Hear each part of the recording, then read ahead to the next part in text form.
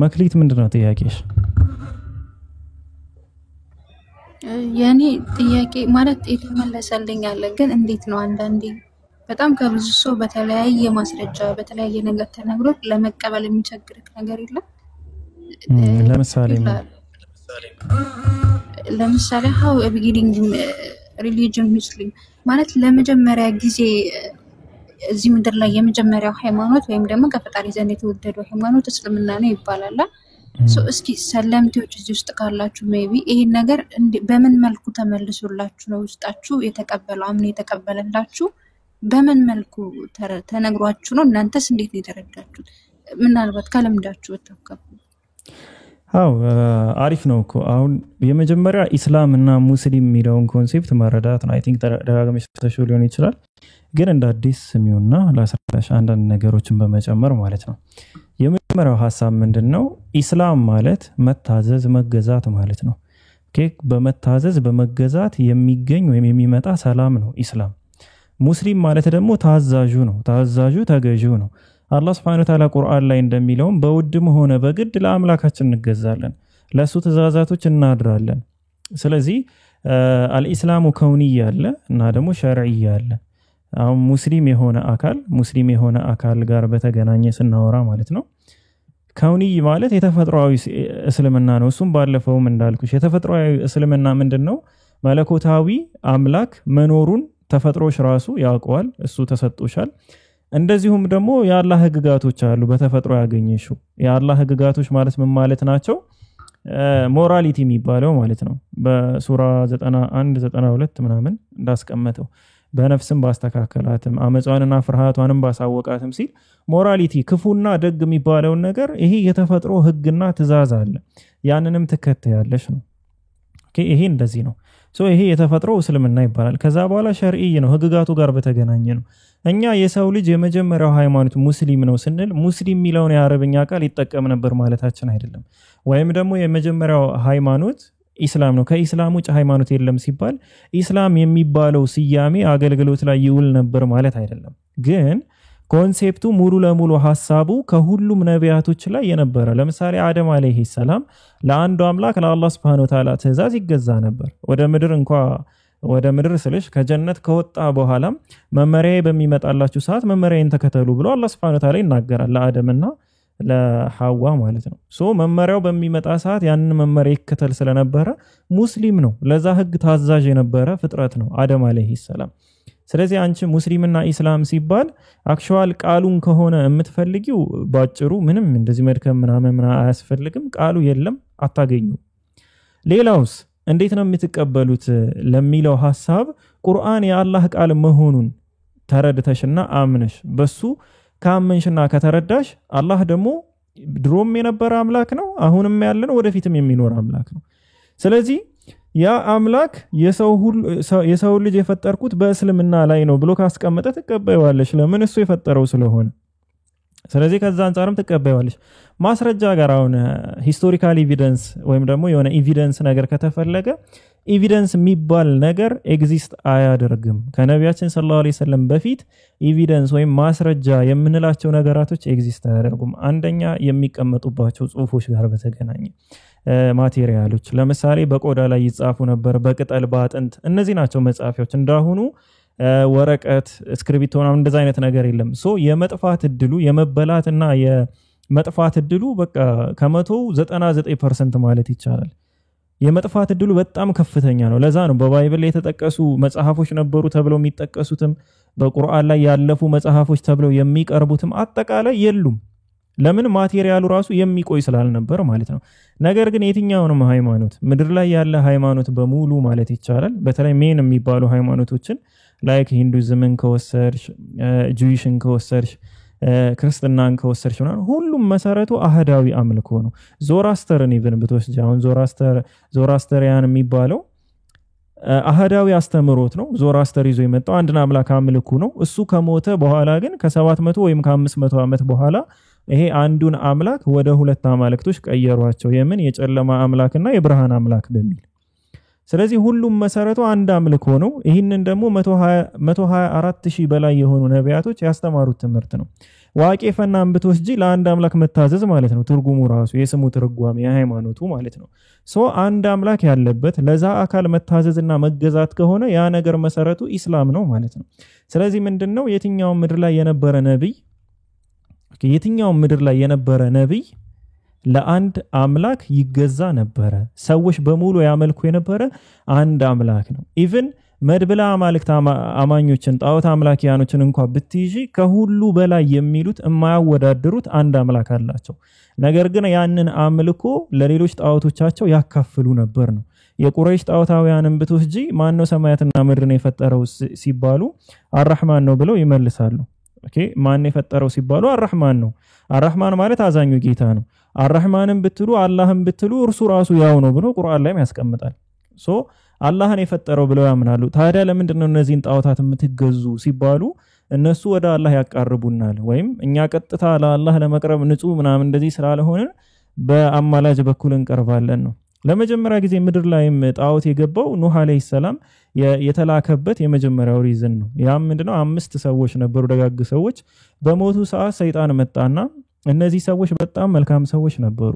ስለዚህ ሲሞቱ እንዲሁ ዝም ብላችሁ ከምትተዋቸው ምልክት ነገር አስቀምጡላቸው መቃብራቸው ላይ ስታዩቸው መልካም ስራ መስራት ትዝ ይላችኋል መልካም ስራን መስራት ትፈልጋላችሁ ይላቸዋል ከዛ እነዚህ መቃብሮች ላይ ምልክቶችን አስቀምጡ መልካም ስራ መስራት ትዝ ይላቸዋል እነዛን ሲያዩ ለምን መልካም ሰዎች ስለነበሩ ማለት ነው ግንስ ይሄ ምልክት ከጊዜ በኋላ ሌላ ትውልድ ሲመጣ እንግዲህ እነዚያውን አላሻረኩም ጣዖት አምላኪ አይደሉም ሌላ ትውልድ ሲመጣ ግን ዝናብን ባጡ ሰዓት ሰይጣን አሁንም ይመጣና ሐሳብ ይነግራቸዋል ላይክ በሰው ተመስሎ ማለት ነው ምን አይነት ሐሳብ ነው የሚነግራቸው የናንተ አያቶቻችሁ እኮ ዝናብን ባጡ ሰዓት እነዚህን 5 ሰዎች ይለማመኑ ነበር ይጠይቁ ነበር መጀመሪያ ምን የሆነ ትውልድ ላይ ምን ብሎ ነው የነገራቸው ይሄንን ምልክቶች ስታዩ እናንተ መልካም መስራት ትዝ ይላችኋል ነው ኔክስት ትውልድ ላይ ደግሞ በእነዚህ ባሪያዎች ይሁንብ ብላችሁ ለምኑት አምላካችሁን ይሰማችኋል እኮ እነዚህ ሁለቱ የሽርክ መንገድ አይደሉም ከእስልምና ያስወጡም የነበር በሰዓቱም ማለት ነው ከዛ ኔክስት ላይ የመጣው ግን ምን ብሎ ነው የናንተ ወላጆች አያቶች ቅድመ አያቶች እኮ እነዚህን 5 ሰዎች ዝናብ ባጡ ሰዓት ይለምኑ ነበር ብሎ ሐሳቡን ያቀርባል ሶ የጣዖት አምልኮ ለመጀመሪያ ጊዜ ምድር ላይ ገባ ማለት ነው ከዛ በፊት የነበረው ግን አንድን አምላክ ነው የሚያመልኩ በየትኛው ሃይማኖት አሁን በሂንዱይዝም በተሄጃው ብራህማን አንደኛው ዋናው ትልቁ ሱፐር ፓወር ነው ሌሎች በሙሉ ከሱ የተገኙ ናቸው ቪሽኑ ምናምን አቫታር ነው በየጊዜው በአቫታር ሆኖ በነ ክሪሽና ምናምን ውስጥ ያደረ ወደዚህ ምድር የሚገለጥ ተብሎ የሚታመን ነው ከሁሉም በላይ ኃያሉ ግን ብራህማን ነው ሶ ብራህማ የተባለው ይሄ አምላክ ኢቭን ራሱ ሲያሜውን ከአብርሃም ከሚለው ነው የመጣው አብርሃሚክ ሪሊጅን ውስጥ የሚካተት ነው የሚሉ ሰዎችም አጋጥመውኛል ላይክ በስኮላር ደረጃ ማለት ነው ለምን ብራህማ ማለት የብዙሃን አባት ነው አብርሃም ከሚለው ጋር ተመሳሳይ ነው ብለው የሚያነሱት ማለት ነው ስለዚህ ምን ልልሽ ነው እዚህ ምድር ላይ የትኛውም ሃይማኖት ወይም የትኛውም ጣዖት አምልኮም በዩ ምንም በዩ መሰረቱ አንድ አምላክ ነው እኛ ያንን መሰረቱ የነበረውን አንድ አምላክ ኢስላም ብለን እንጠራዋለን ስያሜው በዛ ጊዜ ነበር ያልኩሽ አይደለም ሙስሊም ወይም ኢስላም የሚለው አስተምህሮቱም መገዛቱም አንድን አምላክ ማምለኩ ግን ከሰው ልጅ ከተፈጠሩበት ጊዜ ጀምሮ የመጣ ነው ለዛ ነው እኮ ነብያችንን ሰለላሁ ዐለይሂ ወሰለም የመጨረሻ እንጂ የመጀመሪያ ነብይ ብለን አንቀበልም የመጨረሻ ነብይ ናቸው የመጨረሻ ሰባኪ ናቸው ሌላው አንድ ነገር ደግሞ ማወቅ ያለብሽ ነብያቶች ሲላኩ አላህን አምልኩ ከሚለውም በተጨማሪ ማህበረሰቡ የጎደለውን ነገር ሊያስተምሩ ነው የሚመጡት ባለው ላይ ሊጨምሩለት አይደለም ለዛ ማህበረሰብ የሚያስፈልገውን ነገር ሊሰጡት ነው ለምሳሌ ስፒሪቹዋሊቲ ከሆነ የጎደለ ማህበረሰቡ ማለት ነው ስፒሪቹዋሊቲ ወይም መንፈሳዊነት ከሆነ የጎደለው ያንን መንፈሳዊነት ሊያስተምሩ ይመጣሉ ሶ ትኩረታቸው የሚያደርጉት ከስጋዊ ፍላጎቶች በላይ መንፈሳዊ ፍላጎቶችን ነው መንፈሳዊ ላይክ ሜዲቴት ሊሆን ይችላል አምላክን ደጋግሞ መገዛት ሊሆን ይችላል እነዚህ ነገር ላይ ትኩረት አድርገው ማህበረሰቡን ያስተምራሉ መንፈሳዊነትስ በጣም ጥልቅ ውስጥ ገብቶ ከሆነና ሰዎች በመንፈሳዊነት እየኖሩ ትዳራቸውን የሚተው ከሆነ የተለያዩ ነገሮችን ትተው ሙሉ በሙሉ ወደ መንፈሳዊ የሚሄዱ ከሆነ ደግሞ አሁንም አምላክ መልእክተኛን ሲልክ ሁለቱን ሌቭል አድርጎ እንዲይዙ አድርጎ መልእክተኛን ይሰጣል ያ ማለት ነው እነዚህ ሰዎች ስጋዊነት ወይም ምድራዊ ጥቅም የሚባሉ ነገራቶችን ኮምፕሊትሊ ትተዋል ማለት ነው ያ ደግሞ ትክክል አይደለም ኔቸራቸው አይደለም ሶ ያንን ያስተካክሏቸዋል አሁን ሙሳ አለይሂ ሰላም ለባሪያዎች የተላከ ነው በግብጽ ባርነት ውስጥ ለነበሩ ሰዎች የተላከ ስለሆነ ህግጋቶች በሙሉ ሃርድ ናቸው ለምን ባሪያን አንቺ ለማስተካከልና ለማቃናት እቆጣሃለሁ ብትዩ የሚሰማሽ አይነት አይደለም ብዙ ግርፊያ የለመደ ትውልድ ስለሆነ ማለት ነው ስለዚህ እቆጣሃለሁ በሚለው ሳይሆን የምታስፈራሪው እሱ ሊፈራው በሚችል ህግ ነው የምትገዢው የጎደለው ያ ስለሆነ ኢሳ አለይሂ ሰላም በመጣ ሰዓት ደግሞ እነዛ ሰዎች የጎደላቸው በፍቅር ለዚህ ህግ መገዛት ነው ህጉን መገዛት እንዳለ ሆኖ ግን ህጉን በፍራቻ ሳይሆን መገዛት ያለባቸው በፍቅርና ወደውት መገዛት አለባቸው ለህጉ ለአምላክ ህግ ኢሳ አለይሂ ሰላም በፍቅር ለዛ ህግ እንዲገዙ ሆኖ መጣ ነው ነብያችን ሰለላሁ ዐለይሂ ወሰለም የመጨረሻው ነብይ ሲመጡ ደግሞ የመጨረሻ መደምደሚያ ነብይም ስለሆኑ ስፒሪቹዋሊቲም ስጋዊ የሚባሉ ነገራቶችን ሁለቱንም በኩል ነው ያስተማሩት ለምሳሌ አንድ ሙስሊም ሰው ባለተዳር የሆነ ለሊቱን ሙሉ በስግደት ላሳልፍ ቢል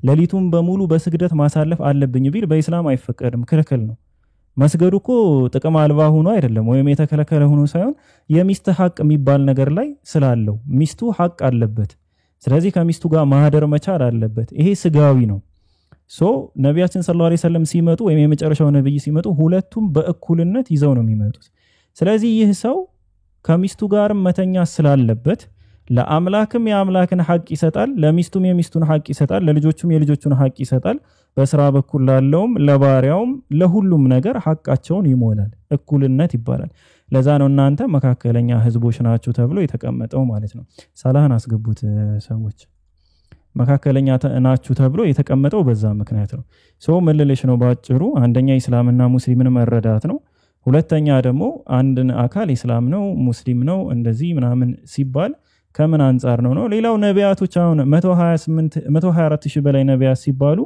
ሁሉም መሰረታዊ ትምህርታቸው ነው እንጂ አንድ አይነት ማህበረሰባዊ አቀፍ የሆነ ትምህርታቸው የሁሉም ማለት በሚቻል መልኩ የተለያየ ነው ለምን ለተለያየ ማህበረሰብ ስለሚላኩ ማለት ነው ማህበረሰቡ የጎደለውን ነገር ስለሚያስተምሩ አሁን እኔን ቡድሃ ነብይ ነው አይደለም ኢሳይያስ ነብይ ነው አይደለም ብትይ ነውም አይደለም ማለለሽም ለምን ቁርአን ላይ አልተገለጸም ግን ከ124000 ነቢያት ዞራስተርም ብትይኝም እንደዚሁ ከ124000 ነቢያቶች ውስጥ ግን ሊሆኑ ይችላሉ ለምን ስትይ መሰረታዊ የሆኑ አስተምህሮታቸው ላይ አንድ አምላክ ማምለክና የሰውን ማህበረሰቡን ደግሞ የጎደለውን ነገር ያስተማሩ ሰዎች ሊሆኑ ስለሚችሉ ተረዳሽ መክሊት ስለዚህ አሁን ቡድሃ አሁን አብዛኛውም ትኩረት የሚያደርገው ስፒሪቹዋሊቲ ላይ ነው ሜዲቴት ማድረግ የስፒሪቹዋሊቲ እድገት ምናምን ያ ማህበረሰብ ስፒሪቹዋሊቲ ጎሎት ከሆነ አንድ ነብይ ያው ለምሳሌ ሲላክ ማህበረሰቡ ጎሎት ከሆነ የጎደለውን ነገር ነው የሚያስተምረው ይሄን ስለሽ ቡድሃ ነብይ ነው ያልኩሽ አይደለም ግን አይደለም የማለትም ደግሞ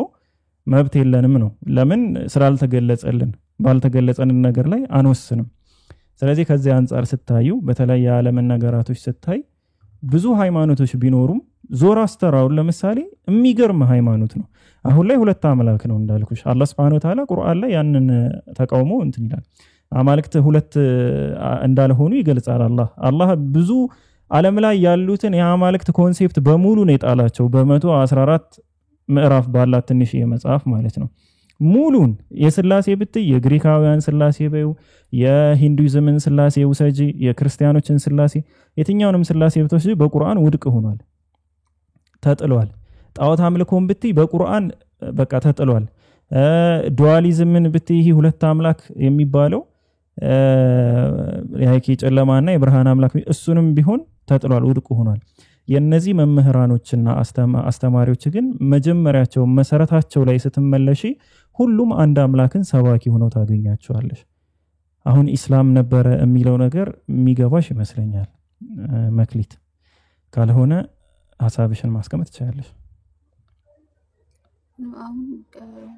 አንዱም ከመጀመሪያ ካለኝ አሁን ስትነግረኝ እንደው ሞር የተሻለ ዕውቀት እንዲኖረኝ እዚህ ላይ ያደረከኝ ፈጣሪ ጨምረልኝ ስለከኝ ያው በዚህ ጉዳይ ላይ ብዙ ኡስታዞችን ጠይቄያለሁ በጣም ብዙ የተለያዩ ኡስታዞች ሲሆን በጣም ብዙ ሁሉም በቂ ነው በሚሉት መልኩ ግን እንዴት ነው አንድ ይሄ ላይክ ስላሴ ሶስት አምላክ አንድ ሊሆን አይችልም ብለክ ውስጥክ እንደማይቀበለው ሁሉ ይሄን ነገር ለመቀበል ትንሽ ዳጋጥሎብኛል ለዛ እንዴትም አሁን አንድ ሰው እንዴትም መጥቶ እንዴትም አርጎ ፈትፍቶ ቢያጎርሰኝ ሶስት አምላክ አንድ ሊሆን ይችላል ብዬ ውስጤ አይቀበልልኝም የምር ማለት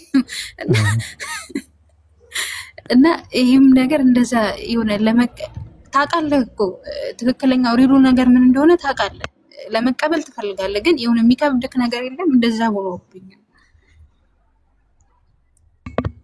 አይ ችግር የለውም ዋናው አሁን መፈታቱ ነው አሁን ብዙ ጊዜም ከሙስሊሞችም ችግር ስላለ ነው ምንድነው እሱም ላይክ ኢስላምና ሙስሊም ነበር ብለው ሲናገሩ የሚናገሩበት መስመር ጽሁፋዊ ማስረጃ አለን አይነት ነገር ነው የሚያወሩት ለዛም ይብል ለመሞገት ይሞክራሉ ብዙዎቹ ግን ማስረጃ የሚባለው ነገር ራሱ ኤግዚስት አያደርግም ነበር ይሄ በቃ ታሪካዊ እውነታ ነው ይሄንን ለማስተባበል እየሞከርሽ ከሆነ የምትናገሪው ያ ትክክል ስላልሆነ ሰው ሊገባው አይችልም ቃላቶችን በመገጣጠም ይሄው ይሄ ኢስላም ማለት ነው ማለትም አይቻልም ላይክ ሲያሜውን ለማምጣት ማለት ነው እንደዛ ሳይሆን ግን አሁን ለምሳሌ ማንን ተብሎ ቢጠየቅ አሁን አብርሃም ይላሉ አብርሃም ሙስሊም መሆኑን ከቁርአን ውጭ ማስረጃ ይላሉ አብርሃም የህይወት ታሪኩን ጽፏል ብለን አናምንም እኛው ለምሳሌ የህይወት ታሪኩን ጽፏል ብለን አናምንም ዓለም ላይ ደግሞ በአብርሃም ዘመን ኤግዚስት የሚያደርግ ምንም አይነት ታሪካዊ ጽሁፍ የለም ስለ አብርሃም የሚያወራ ማለት ነው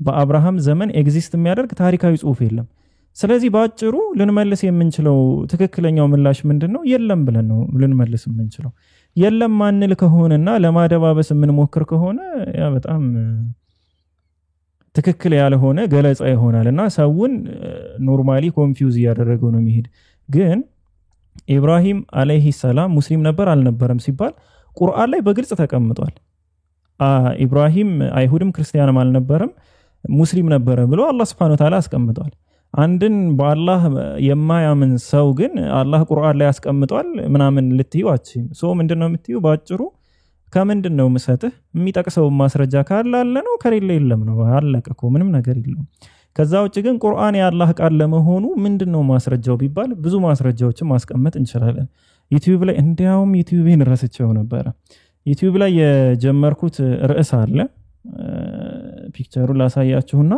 ቁርአን የአላህ ቃል ለመሆኑ እውነተኛው ፈጣሪ አምላክ አላህ ለመሆኑ ላይክ ማስረጃዎችን እናቀርባለን ፓርት በፓርት በርግጥ ሊረዝምላችሁ አሪፍ ነገር ነው ይርዘምላችሁ ይችላል ግን ትክክለኛ የሆኑ ኤቪደንሶች የተቀመጡበት ስለሆነ በዛ ዙሪያ ላይ የግድ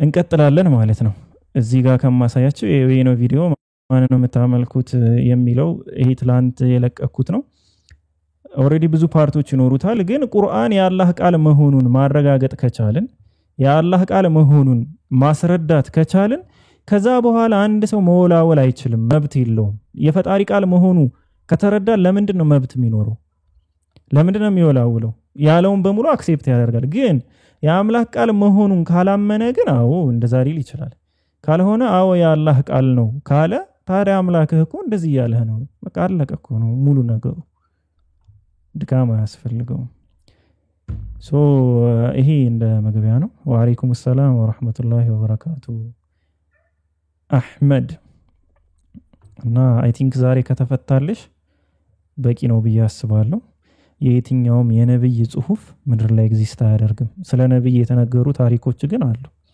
በታሪክ ላይ ደግሞ እምነት አይመሰረትም ይሄ በጣም ስተት ነው በታሪክ ላይ እምነት መመስረት ማለት በጣም ትልቅ ስተት ነው በታሪክ እምነት ሃይማኖት ወደ ጀሃነም ያስገባ ተብሎ የሚታመንበት ጀነት የሚከት ተብሎ አንዲት መንገድ ተብላ የምትታመንን በታሪክ ላይ ቆሞ እንትን ማለት ታሪክ ማለት እኮ እውነትም ውሸትም ሊሆን የሚችል ነገር ነው ምንም ማረጋገጫ ማስቀመጥም አትችሉት አሁን ለምሳሌ አንዳንድ እንደ ተአምር ተብለው የአርኪኦሎጂ ተአምራቶች ብለው የሚያቀርቡታሉ ለምሳሌ የሰዶምና ገሞራ ቅጣት እንደነበረ አርኪኦሎጂካል ኤቪደንስ አለን ያንን አንድ ሰው ሊያስቀምጥ ይችላል ኦኬ ይሄ ጥፋት ነበረ ማለት ነው ለዚህ አርኪኦሎጂካል ኤቪደንስ ሰው ሊያስቀምጥ ይችላል ግንስ ግብረ ሰዶም ለመሆናቸው ነው የተቀጡት ሚሊዮን እንዴት ነው ማስረዳት የሚችለው አይችልም እኮ አዎ የተፈጥሮ አደጋ ነበረ የተፈጥሮ አደጋ እንደነበረ ነው ማስረጃው የሚያስቀምጠው ግብረ ሰዶም በመሆናቸው አምላክ ቀጣቸው የሚለው ግን ቲዮሪ ነው ለዛ ፋክት ሆኖ ወይም ደግሞ ማስረጃ ሆኖ መቅረብ የሚችል ነገር አይደለም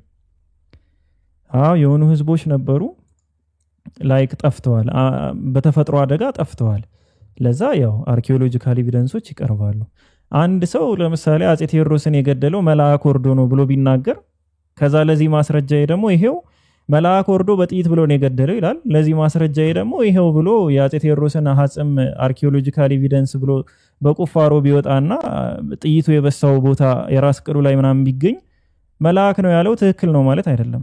በቃ ኦኬ ይሄ ሰውዬ በጥይት ሞቷል ያን ማየት እንችላለን።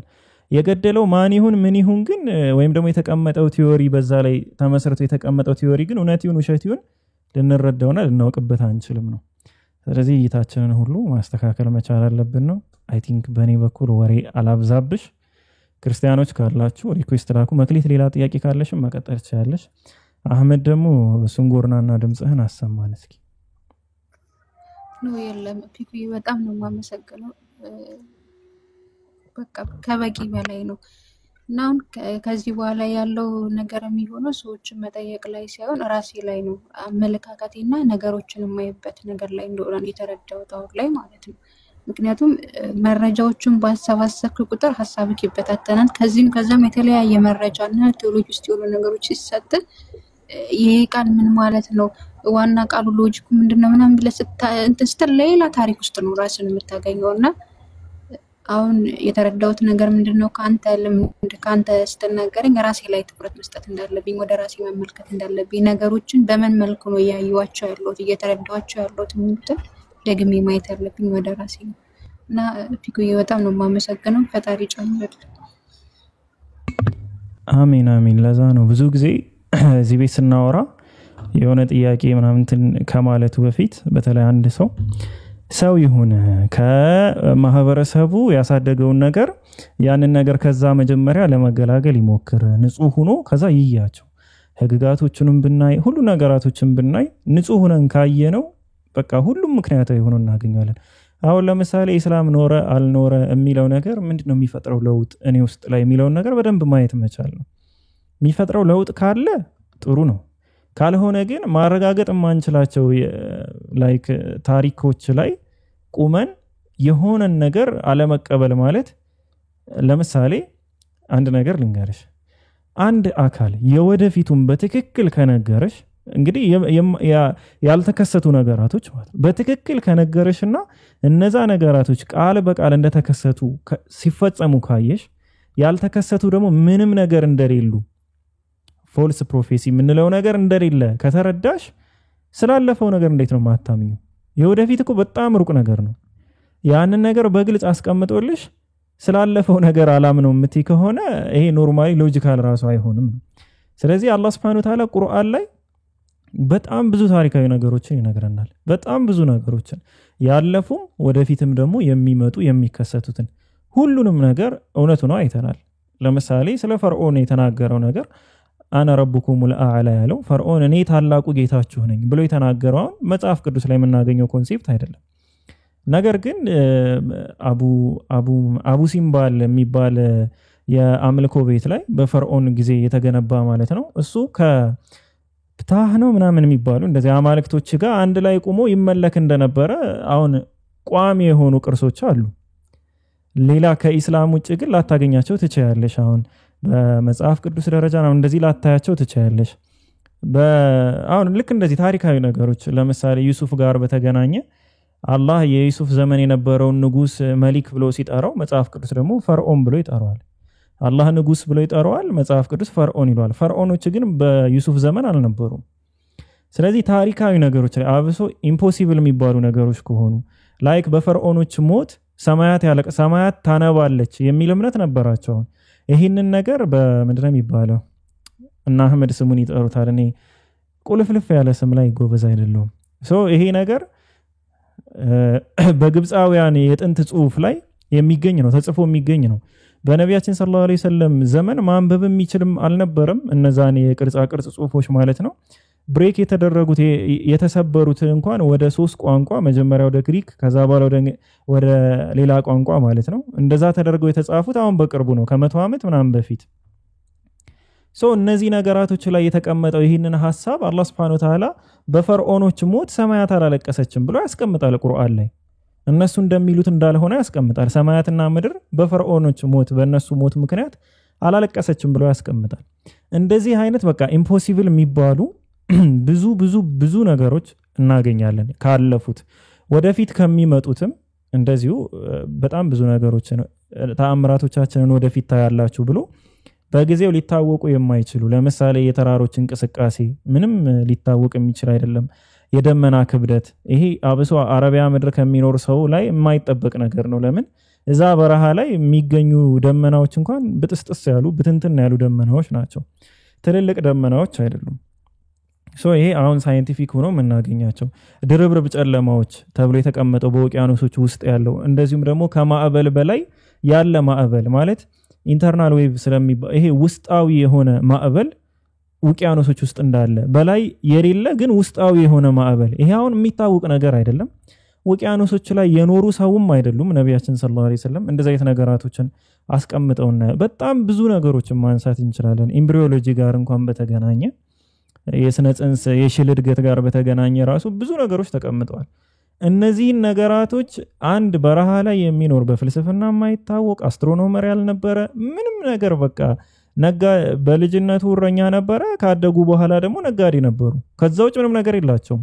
አይደለም እሳቸው የሳቸው ማህበረሰብ እንኳን በኮከብ ቆጠራ በመናምን እንደዚህ ጥበብ ተብሎ በሚጠሩ ጥንቆላዎችን በየውናም የሚታወቁ አካላቶች አልነበሩም ተመራማሪዎች አልነበሩም ፈላስፋዎች አልነበሩም ልክ እንደ አርስቶትል ምናምን ማለት ነው እንደዛ ባልነበረበት ሁኔታ ላይ እሱ በቃ 0% የሚባል ስህተት የሌለባቸው ነገራቶች እንዴት ሊናገረው ቻለ እነዚህ ነገራቶች ስናይ የወደፊቱን አሁን ያያየናቸው የዩኒቨርስ ኤክስፓንድ ማድረግ ምናምን የፀሐይና የጨረቃ ውደት ብዙ ነገሮችን ማንሳት ይቻላል አሁን ያያየናቸው ያሉትን ነገራቶች ላይ ከ1400 ዓመት በፊት ያስቀመጠ ነብይ እንዴት ነው ስላለፉት ነገራቶች ስለ አብርሃም ተናግሮ የማይታመነው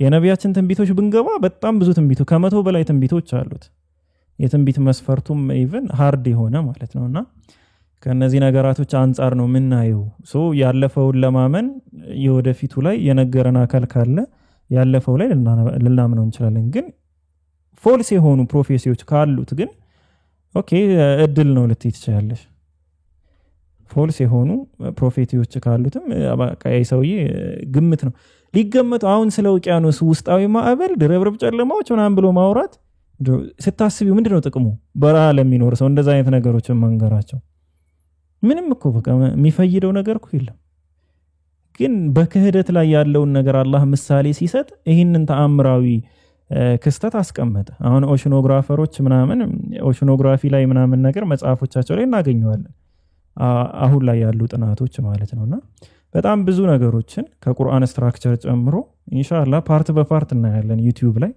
ሁላችሁም ጆይን በሉ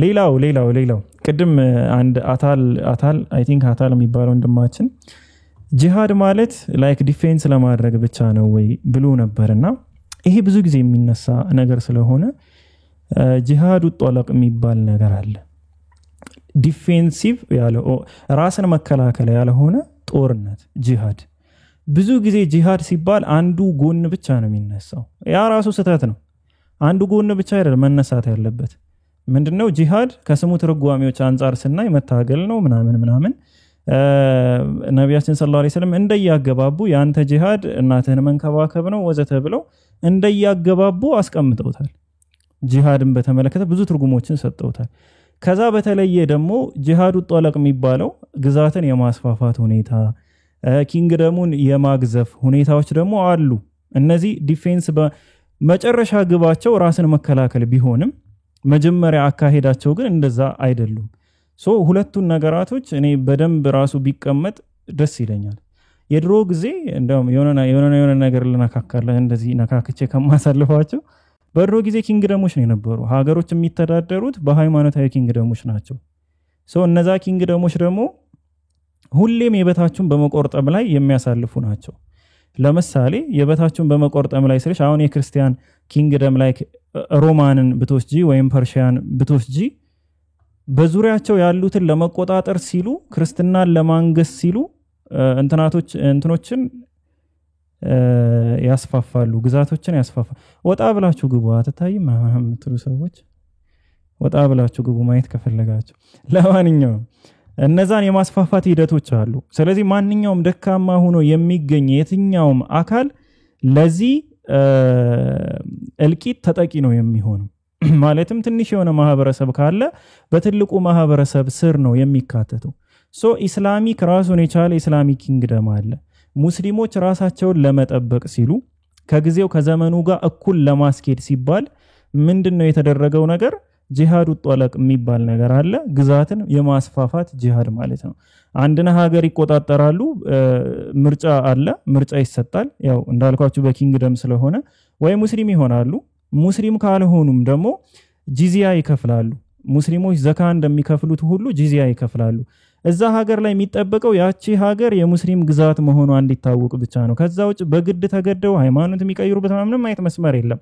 ንጉሱ ጋር ጥያቄ ይቀርባል ንጉሱ ለአንድ ሰው ወይም ደግሞ ያ ንጉስ አልፈልግም ብሎ የሆነ ነገር ብሎ ግዛቱን የማስፋፋት ሴራ የማሴር እንደዚህ አይነት ነገራቶች ካሉ ያቺ ሀገር በቁጥጥር ስር ትሆንና ህዝቦቿ ምንም አይጎዱም ይኖራሉ ላይክ ጂዚያ መክፈል የሚችሉት እንኳን ስራ ላይ ያሉ ወጣቶች የሆኑ አካላቶች ብቻ ናቸው ሽማግሌዎች ህፃናትና ሴቶች ጂዚያ ወይም ግብር የሚባለውን ክፍያ አይከፍሉም ሙስሊሞች ዘካ እንደሚከፍሉት ክርስቲያኖችም በሙስሊም አስተዳደር ውስጥ ሲሆኑ ግብርን ይከፍላሉ ጂዚያን ይከፍላሉ ያ ነገር እንዴት ነው የሚሆነው ወይም ምክንያቱ ምንድነው ሲባል እነሱን ያንን ማህበረሰብ ፕሮቴክት ለማድረግ እነዛ ለራሳቸው አገልግሎት ሲሉ የሚከፍሉት ክፍያ ነው በዚህ ዙሪያ ትልቅ ታሪክ አለ ሮማውያን ጋር በተገናኘ አይ ቲንክ ሮማውያን ናቸው በሙስሊም ቁጥጥር ስር ከሆኑ በኋላ ጂዚያ ይከፍሉ ነበር ክርስቲያኖች ናቸው ግን ጂዚያ ይከፍሉ ነበር ከዛ የውጭ ሀገር ጠላት ሌላ ማለት ነው ሌላ ወራሪ መጣ በመጣ ሰዓት ያንን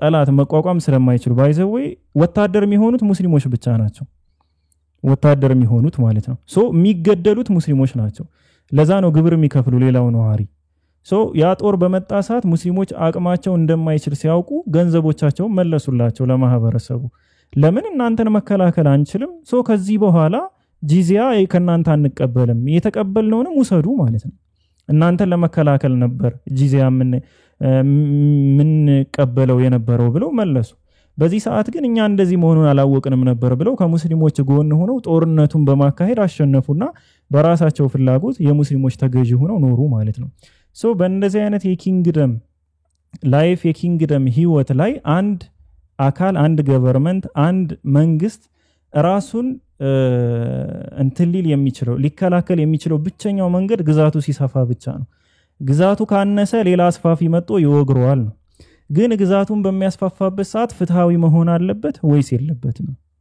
ሶ ፍትሃዊ መሆን ስላለበት ግዛቱን አስፋፍቶ ይመራቸው ከነበረው ንጉስ በላይ ለህዝቦቹ ፍትሃዊ ሆኖ ይመራል ያ ግዛት ግን በምን ስም ነው የሚታወቀው በሙስሊሞች ግዛት ስም ለዛ ነው ግብጽን ለብዙ አመት ገዝተዋል ሙስሊሞች እስካሁን ድረስ ግን ኮፕቲክ የሆኑ ክርስቲያኖች አሉ እንዲያውም የግብጽ ተወካይ የነበረ አንድ አሚር መስጂድ ሰራ መስጂዱን ማስፋፋት ፈለገ ከጎን ደግሞ የአንዲት ክርስቲያን አሮጊት ቤት ነበር ሶ ምትክ ቦታ እንስጥሽና ይሄንን ቤት ፍቀጅልን እናፍርሰው አሏት እንግዲህ በሙስሊም ቁጥጥር ስር ያሉ ጂዚያ የሚከፍሉ ሀገሮች ናት ይሄንን ቤት እናፍርሰው ፍቀጅልን ሲላት አሚሩ አልፈቀደችም እኔ ከተወለድኩበት ቦታ ነው መሞት የምፈልገው ያው ብዙ ጊዜ ሽማግሌዎች እንደዚህ አይነት አቋም አላቸው ከተወለድኩበት ሀገር ከተወለድኩበት ቦታ ምናምን ይላሉ ሰው እንደዛን መሞት መፈልገው አለች አሚሩ ግን በግድ አፈረሰው አሚር ሲባል አንተ የምን አሚር እንደሆንክ እናውቃለን ሶ ያ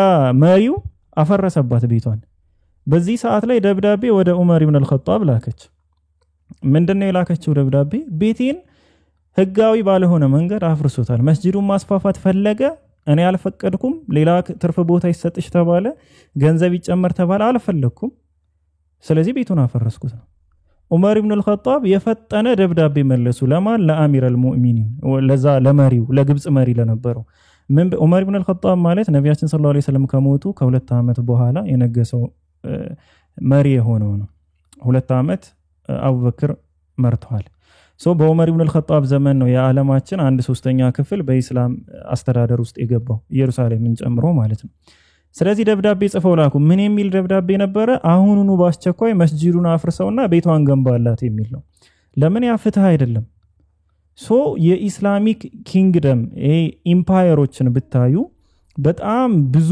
በተለይ የዑመር ኢብኑ አልኸጣብ ታሪኮች በቃ የሱ የኸሊፋዎች ንግስና የነበረው ጊዜ ማለት ነው በጣም የሚገርም ነው ስለዚህ ኢስላም ላይ ያው ዋናው ታርጌቱ ራስን መከላከል ቢሆንም ግን መነሻቸው ራስን እንትን ከማለት አንፃር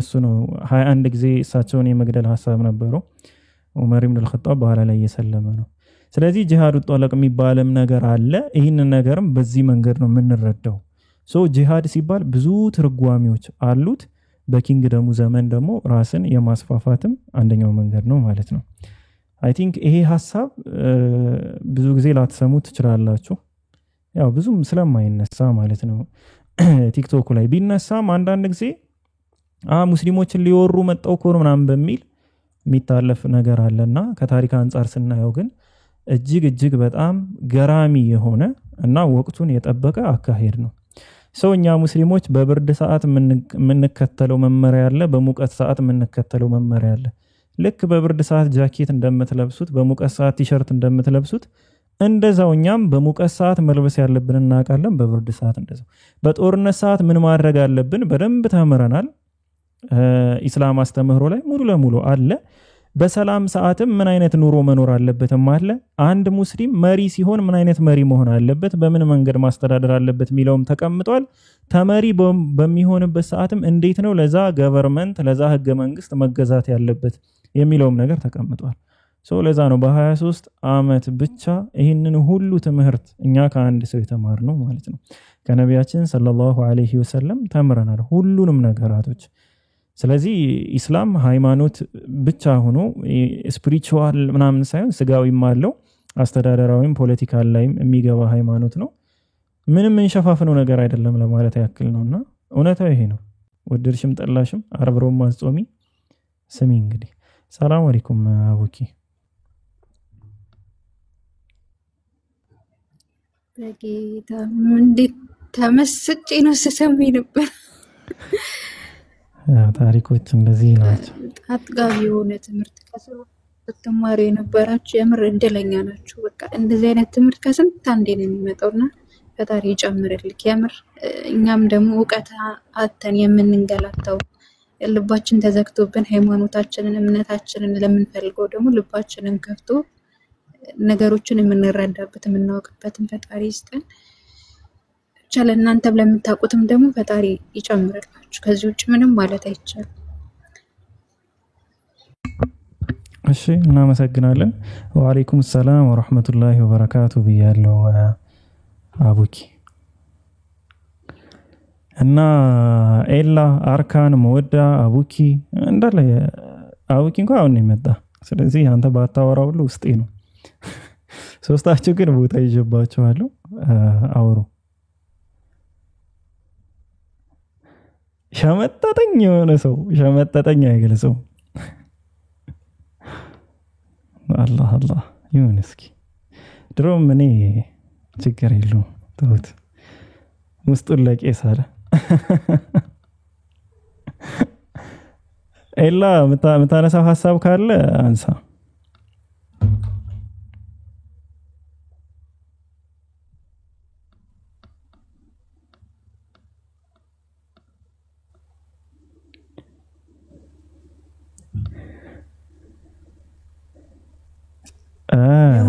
እስኪ መወዳቀት የደከባቸዋል ጥያቄዎቹን በሚል አይ ይከላት ተቀጥል ይሻላል ጥያቄ ያላችሁ ግቡ ማለት ብዙ ለፈለፍኩ መሰብ ጉሮሬ እየደረቀ ነው እርጥቤ ራሱ ደረቀች የገዛዋት የዛሬ ራት እርጥብ ያት አደረቃችሁብኝ ለማንኛውም ጥያቄ ያላችሁ ሪኩዌስት ላኩ እና ሐሳብ አንሱና አውሩሽ መወዳ ኢላ አርካን ኢርሻዶች እና አቡኪ አሁን ያግዛቸዋል ስትለፈልፉ ስለነበር ቅድም ያው አሁን መጥቷል ላሽቃብጥለት ትንሽ እስኪ ጊፍት ያላችሁ ስጡ አቡኪ ሰሞኑን የሚያስፈልገው አይነት ሁኔታ ላይ ነው ያለ ጊፍት ያላችሁ ሰዎች እየሰጣችሁ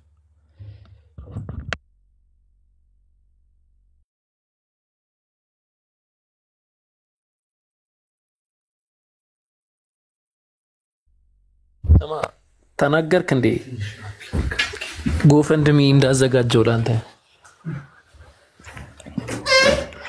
የምርህን ወይስ አልነገርካቸው አሪያ ባክ የምርህን ነው አዘጋጀ እንዴ? እና የምሬን ነው። ጊፍት የሚያስፈልገው ሰው ነው ያላችሁ ሰዎች ጊፍት ስጡት ኢንሻአላህ። በዚህ ቢያንስ አግዙ፣ አበረታቱ፣ ጊፍት ስጡ።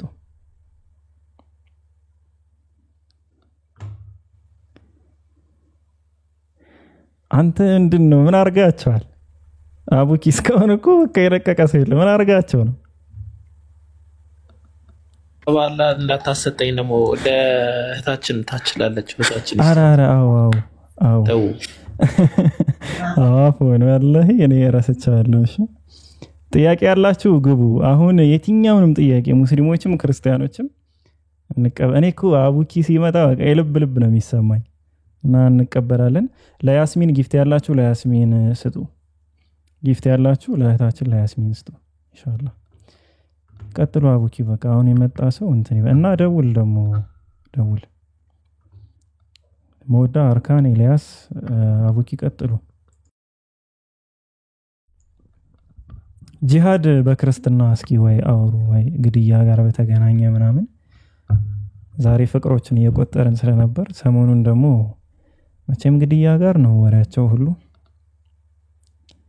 ወይም ደግሞ አቡኪ የምታነሳው ሐሳብ ካለ ላይ ክርስቲያኖች ላይ ማንሳት ትችላለህ ኢንሻአላህ። አው የሚጠቅማችሁ ነገር ሲሆን ይላችሁ ማለከኝ ሃይቪ ለአዳምጥ ብዬ ብዙ ለማውራት አልችልም። አፎን መርሃባ። እሺ ጥያቄ ያላችሁ ሰዎች ካሉ ኢንሻአላህ አው ግቡ። የባቢሎን ጥያቄ አለ? ጥያቄ ካለ የባቢሎን ሚዩትን አንሳና መቀጠል ይችላል። አታልቅስ። ኮሜንት ላይ ገስት ያለ ሰው ኮሜንት ላይ አታልቅሱ። አይ አቋረጣችሁኝ ብዬ እኮ ሳልጨርስ ጭረሰው ምንም እንዳታስ ጨርስ። አሁን እኔ እረፍት ልውጣ። ዛሃራም መጣለች። እኔ ልረፍ፣ እናንተ ቀጥሉ። ትንሽ ያው አንድ 20 ደቂቃ ምናምን፣ ከዛ በኋላ ደግሞ እንለፋደዳለን አብረን።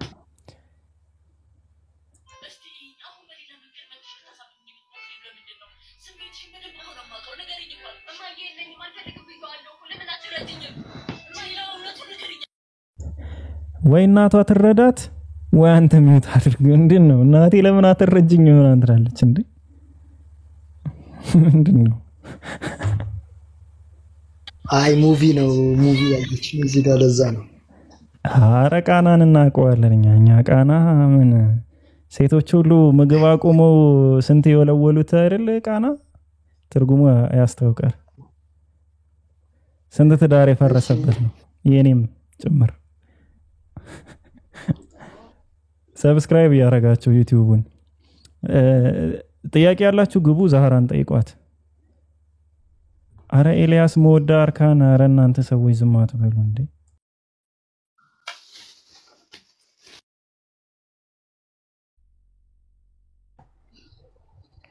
ሰላም አለይኩም ወራህመቱላሂ ወበረካቱ። እኔ ያለው ሞልቻለሁ፣ ተረፈያለሁ። ጥያቄ ያለው ካለ መግባት ይችላል።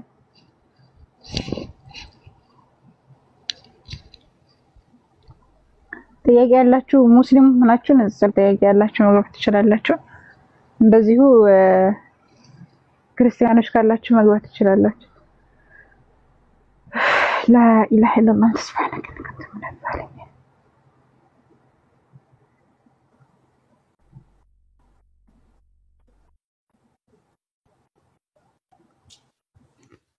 ነጥብ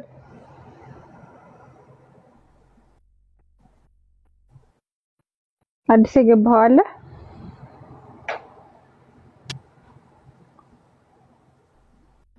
እሺ የባቢሎን ጥያቄ ኖርህ ነው? እኔ ልጨርስ። እሺ ሰሂህ አልቡኻሪ ቮሊዩም 4 ቡክ 52 ነምበር 259 ላይ ከተመቻችሁ እስቲ አንዴ ብትከፍቱት።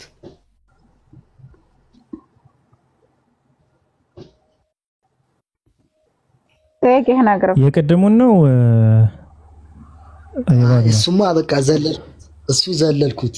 ቁጥር ስንት አልክ? ቮሊዩም 4 እሳት አቃጥሏቸው የሚለው ማለት ነው። አቃጥሏቸው። እሺ ቮሊዩም 4 ቡክ 52 ነው ያልከው? ቡክ 52 እሺ ቁጥር ስንት ነው? መንበር 200 ስንት? 259 እሺ አንዴ ልመለስና ቡክ ቮሊዩም 4 እሺ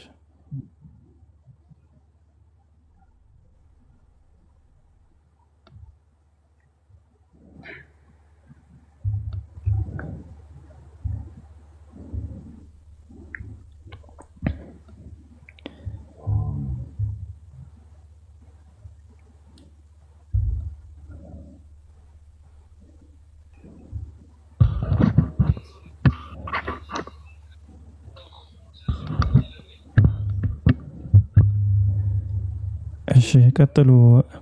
ቆይ በሱና.ኮም ልክፈተውና ተቀጥላል። ሐዲሱ የሚለው ወይም ላንብብላችሁ።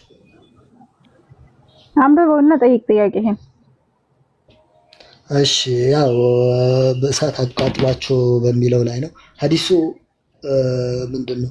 አን አቢ ሁረይረተ ረዲየላሁ ዐንሁ أنه قال بعثنا رسول الله صلى الله عليه وسلم في بعث فقال لنا إن وجدتم فلانا وفلانا فأخرقهما بالنار ثم قال رسول الله صلى الله عليه وسلم بلو ميكتلون هوني تياكي فلان بميلو لاي فلانا وفلانا فأخرقهما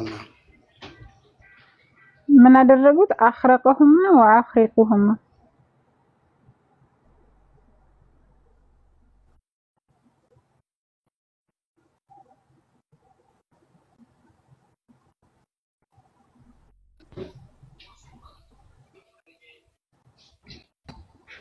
ሚሽን